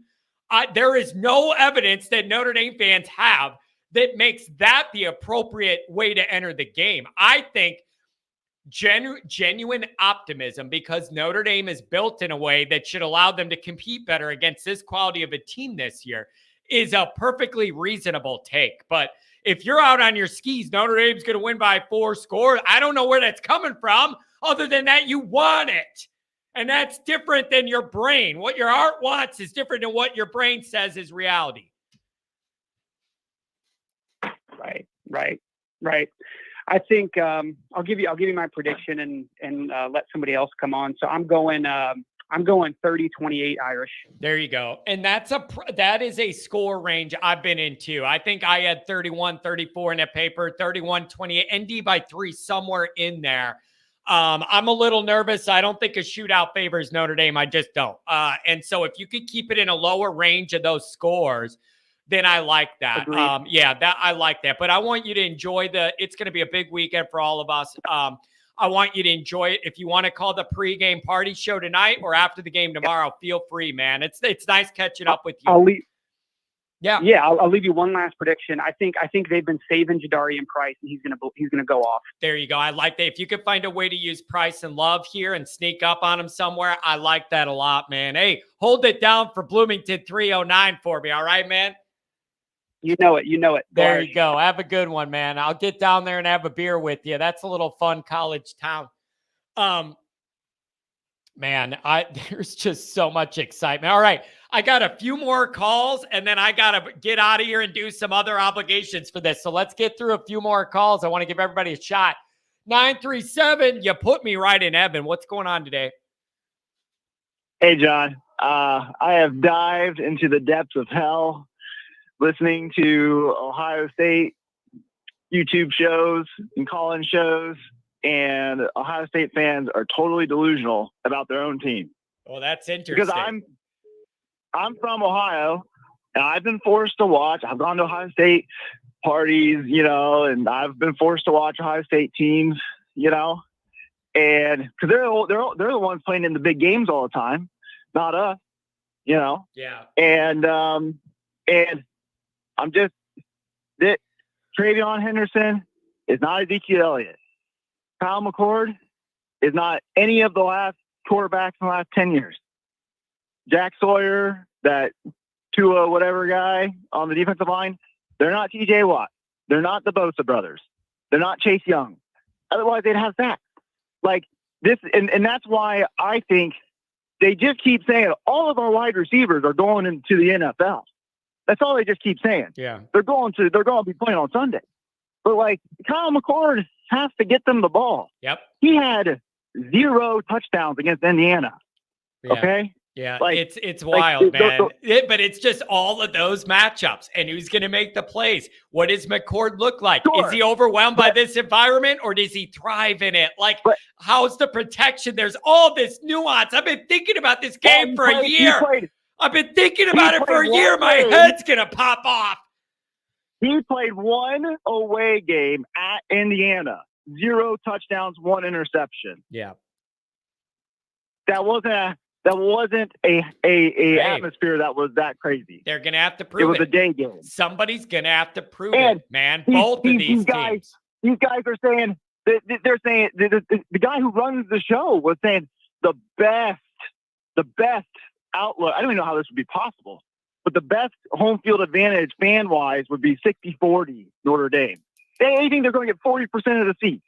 They are out of their mind in every aspect. No way. These people are lunatics. No way. 40% Okay? is not happening. There's just no way. And now if Notre Dame had I don't one, know how- I if don't know how Notre that is Dame had a possible. loss, if Notre Dame had 1 or 2 losses, 40-50% would be totally feasible, Sure. but that ain't it. Not with us undefeated with this quarterback and this coach. No, not with this vibe. I want it to be under 20%. I will settle for 18% red. That's it. It's as high as I want to go. Generally speaking, who wins more games? The team with if a team has the better quarterback, the better running back, and the better offensive line, the only one that they debate is running back, which I think is insane because Travion Henderson has had some good moments against the bad teams, but like he hasn't really popped since his freshman year. And so to just say, oh, that's a wash, I think it's ridiculous. It's ridiculous. But the team that has those 3 things usually wins the game. Yeah. And that's why I'm confident with Notre Dame because we have those 3 things this year. There you And go. Ohio State doesn't. I'm just saying Ohio State doesn't. So I like it. I like it. We just think- got I it. think- Hey, I think man, Andre- I like the roadmap here. We just got to see it play out. I got to see it to believe it with Notre Dame, man. Why do you think I got a 5 head instead of a 4 head? Notre Dame football stress, letting me down in these moments every single time they're in one of these moments. I got two quick stats. Audric, his worst game since coming back onto the scene last year against Syracuse. His worst game was against Clemson, where he averaged 5.8 yards a game, 5.8 yards per carry. Okay. I know against USC game, he only got like 6 carries, but he averaged 7 yards a carry in that game. He's been pretty unstoppable. And so like rubber's got to meet the road with that matchup. If Ohio State doesn't keep him under 5 yards a carry, it's going to be a long night for them. Yeah. Yeah. And I saw on one of these betting shows, interesting stat popped out. Ohio State this year, 35% conversion rate on third down. Notre Dame's at like 55% on third down. That's a really interesting stat, because that's all about this year's teams, nothing from last year. This is this year's teams, and we both played very low-end competition. So, that's just another thing. You bring up really good things to think about. And the reality is something's got to give, and we're going to get answers to all the scenarios that you're bringing up, man. Hey, thank you for calling. We'll be live on a pregame party later tonight, and we'll go live after the game tomorrow. Whether we are happy or miserable, we're going to do it together, man. Thank you. Enjoy the game. See ya. Have a good one. All right, I got a couple more minutes, and then I got to leave. So we're going to have to make it quick. Main point, 616, you're in the mix. Yo, what's going on, John? A lot of anxiety and blood pressure medication and Pepto-Bismol intake. Other than that, I'm doing swell. Just give me 1 second. I'm at work right now. I just had to walk over to the cell phone room here so I could have this conversation. I was just like, I needed to call in. I think that the reason that a lot of Notre Dame fans are cocky or confident coming into this game is it has a lot to do with the national narrative right now. Dude, but are they? But are they? The people in my circle are not being like that. They are optimistic this will look different, but nobody in my circle saying Notre Dame's going to win easy, and I don't know why everybody's so worked up about it. I don't have a lot of people near me saying that. Maybe idiots on Twitter and Ohio State idiots, they're all going at it back and forth. But everybody, I do not think most of these Notre Dame people are going in there all braggy. You have nothing to base that on. I don't know. Right. Whatever. But don't you see, because this is what I see. I see outside fan bases predicting Notre Dame to win. Like, that is so strange to me. It's like casual fans are like, yeah, I actually think Notre Dame's going to win this one. And it's like, wait, what? Yeah. You know what a part of it is? You know what a part of it is? A part of it is everybody hates us, but a lot of the country hates them too. Like, there is an element of that because we are two of the fan bases people love to hate more than a lot of other ones, man. That's the real deal. Yeah. You know what? I just had a couple quick thoughts here. Something that I do not want to see. This might be an unpopular opinion because everybody's saying we got to run the ball. We got to estimate the ball. We estimate us to have 25 carries if we're going to win this game. I think Ryan Day and Jim Knowles, I think that they're going to load the box. I think that because I just feel like Marcus Freeman's going to want to go in this game. He's going to be like, we need to establish the run. We need to run the ball. And we're just going to run into 8 guys. And it's going to be 3 and out. That's what I'm worried about because they're going to be so like, oh, we need to get going. So what I want to see is if they do that, I want to see Hartman swinging the frickin' ball. Right. Well, that's why the guy's here for it. It was way more important to lean on the run game when you had Drew Pine trying out for the Wizard of Oz Lollipop Guild back there trying to be the quarterback. It was a lot more important to run the ball last year, or when you had Buckner and he was unproven as a passer in the first game last year. All of that's true, man. And you bring Hartman in here to throw the ball. But if you're Ryan Day and you say, we're going to stop the run, and even if Hartman's good, we believe in our back-end defense to be better than their wide receivers that are still trying to emerge, I could understand if that was Day's philosophy. I would totally understand why. Totally get it. Yeah. Yeah, no, I think they need to come out guns a-blazing, throwing the ball, catch them off guard, and then ease into the run. Then it's like, estimate the ball, price the ball. Like, we can do both. We're balanced. But I just feel like we're going to go in the game and we're going to say, okay, we need to run. No, we need to pass first. We need to scare the DBs and be like, oh shit, like Hartman's for real. Like, they're going to throw deep balls. So they're going to, we're not messing around. Yeah. So yeah, I would like to see Notre Dame at least try and show early they're not afraid to stretch the field, whether you catch it or you don't or whatever. I feel that it's important for me in my mind that you show early at least. Don't be thinking you're going to creep up to the line and all you got to do, we are not afraid to go over you. I want to see some attempt there to somebody to let them know we're not afraid to do. Whether the ball goes incomplete or not, I just want them to know early we're not afraid to try. Yeah, make them think about it. Yeah, so I don't know, man. Yeah, go ahead. Go ahead. Nope, it's all your show, baby. Go ahead. All right. The one other thing I'm worried about is it's kind of ironic, but I think Ryan Day is going to have he's going to be like, we need to run the ball because we haven't, like, God, man, I hate the linebacker blitzes, they don't know how to fill in their gaps. Like Bertrand is amazing, but they can't fill in their gaps. Yeah. They don't know what they're seeing when they just, all you need to do is run it right up the middle. It's like Central Michigan. The whole game, I was about to blow my brains out. I was like, how are they getting 6-7 yards of carry at some times? It's like, if I was Ohio State, I would look at that and I'd be like, okay, McCord's going to be shitting his pants. He's going to need to get settled into the game. Let's just run right at them. Yeah. And we honestly, like, our run defense has been okay, but like, if I'm them, I'm licking my chops. I'm saying, we might be able to just run the football.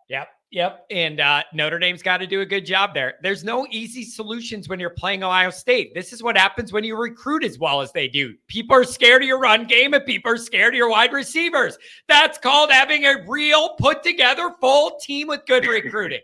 Like, it's amazing, but that's the challenge you present to other teams when they're scared of your run game and your pass game. It's a compliment to them on their recruiting. And there's no easy way to do it. So final thoughts from you, my friend.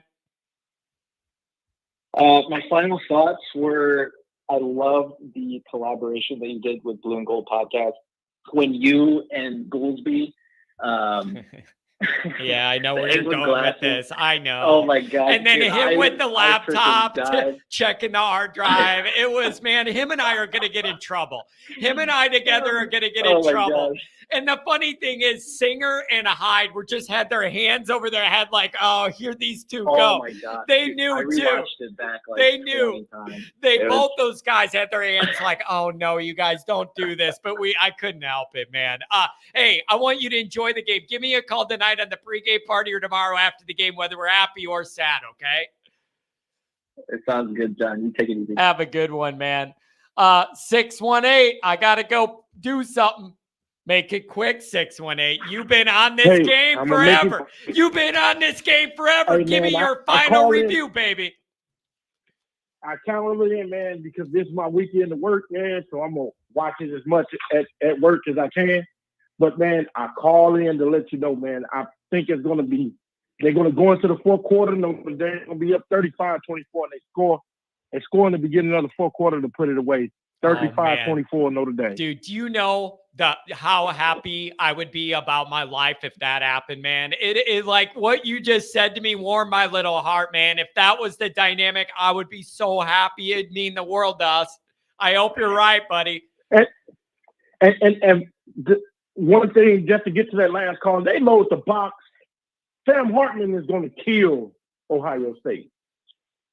Hartman is going to pick apart Listen, are you confident? Wait. Their secondary, they like, and they seem to be much more physical and better this year. Are you confident that even if you trust Hartman, the guys he's throwing to are going to do enough against their defense to make that work? That's a key question here, man.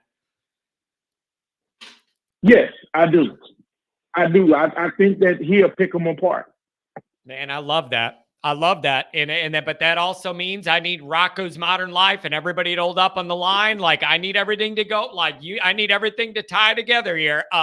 You are a guy that's been on this all summer, though. You're one of the main guys telling me, John, I feel good about that one. And we're finally here, man. It's finally Judgment Day. The vibes are good. South Bend's popping already.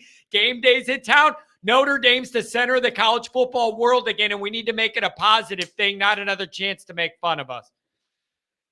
Yeah, man. I think if we win this game, man, all depending on what USC does against Colorado, because I think Colorado do have a shot at beating USC because everybody keeps talking about, well, Colorado don't play defense, neither do Oregon or USC either. Yeah. I think that it all depends. I think, man, if Colorado beats USC, I think Notre Dame beats USC as well. Yeah, that's going to be really interesting to watch. Yeah, that's going to be great. Anything else, man? I don't mean to boot you, but I got some things I need to do today. Yeah, no, that's okay. That's it, man. 35-24 Notre Dame. Hey, you know the number more than anybody. Pre-game party late tonight. Call me after the game tomorrow, okay, man? All right, man. Beautiful. Have a good one. All right, guys, that's going to be it. I have some other stuff to do, content-related stuff to do. join in a couple other people to talk about this game. We're going to go live tonight. Okay. I'll put out the link. It's probably going to be 8:00, whatever. And we're going to do that. And we're going to go live again, the pregame party, and it's going to have a totally different vibe tonight. That night show always does. And that's what we're going to do. So we're going to all feel through this game day and game day eve anxiety and all that tonight. So I'll put out the link, and we're going to go live tonight. And then we're going to go live right after the game tomorrow. And we're going to see if we are happy or sad. But this is a big moment. Notre Dame fans, we waited a long time to be better prepared for one of these environments. And it's just a big opportunity. I really, really hope Notre Dame takes advantage of. All of the callers, thank you so much. I hope nobody feels like I cut them short or whatever. All of you guys chatting, everybody watching, donations, keep the phone line going. Everybody likes phone line. Well, it costs money, man. Your donations make that happen. Thank you to all of you guys. And go to the liquor store, get your favorite drink, and then we'll see you tonight for the pregame party. Love you guys, man. This show is a vibe. Have a good one.